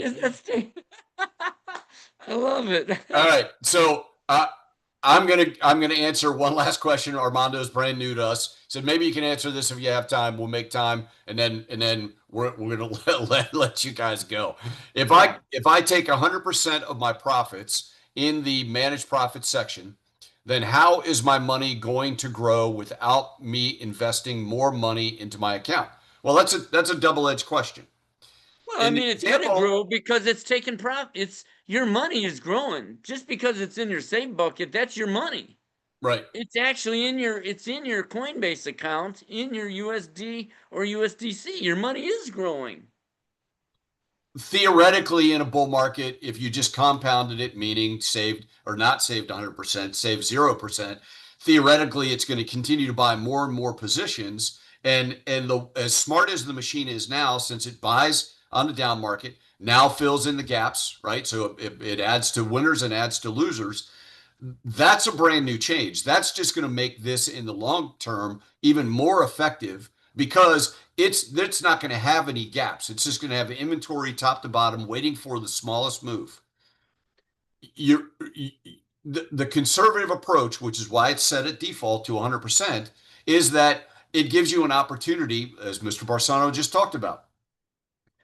As he didn't say it this time, but he has a Coinbase debit card, right? Every time he goes and spends money, he lives on it, and it's the coin it's the card that keeps on giving.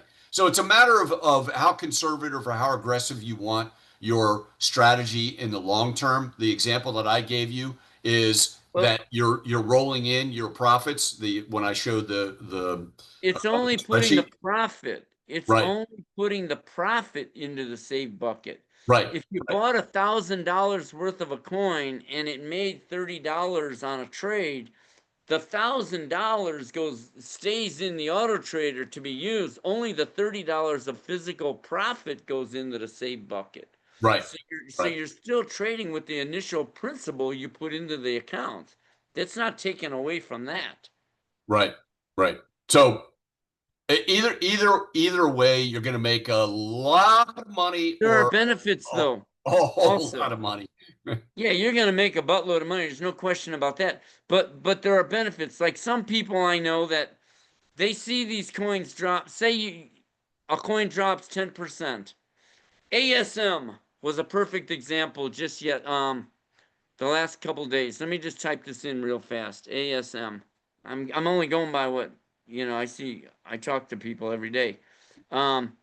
So in the last 7 days, we were watching it go down, right?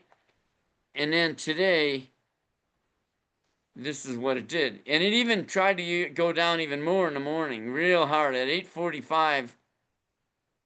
Or no, that's 7:29. Where's 7:30 start? I'm going, oh, here's 7:30.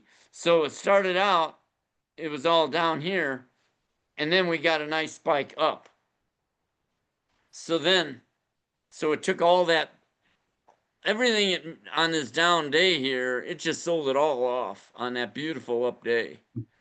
And I don't know what I was talking about, but it's just free money, man. I mean, it is just free money. So, Mr. Barsano, you're just gonna keep taking money forever, man. I call the market an insult to humanity. You've trapped the market. Thank you for changing a lot of lives. So, Mr. Barsano, in closing, not profanity, but profoundity. Give us your closing remarks until next week. All right. Well, all right. I just want to say that having an intimate relationship with the subtleties of the vernacular could have an altogether salubrious effect on one's social interactions. Okay. So go Navy. Thank you so much to everybody for joining us and staying with us. As I mentioned, I appreciate it. But usually by this time tomorrow we have it posted.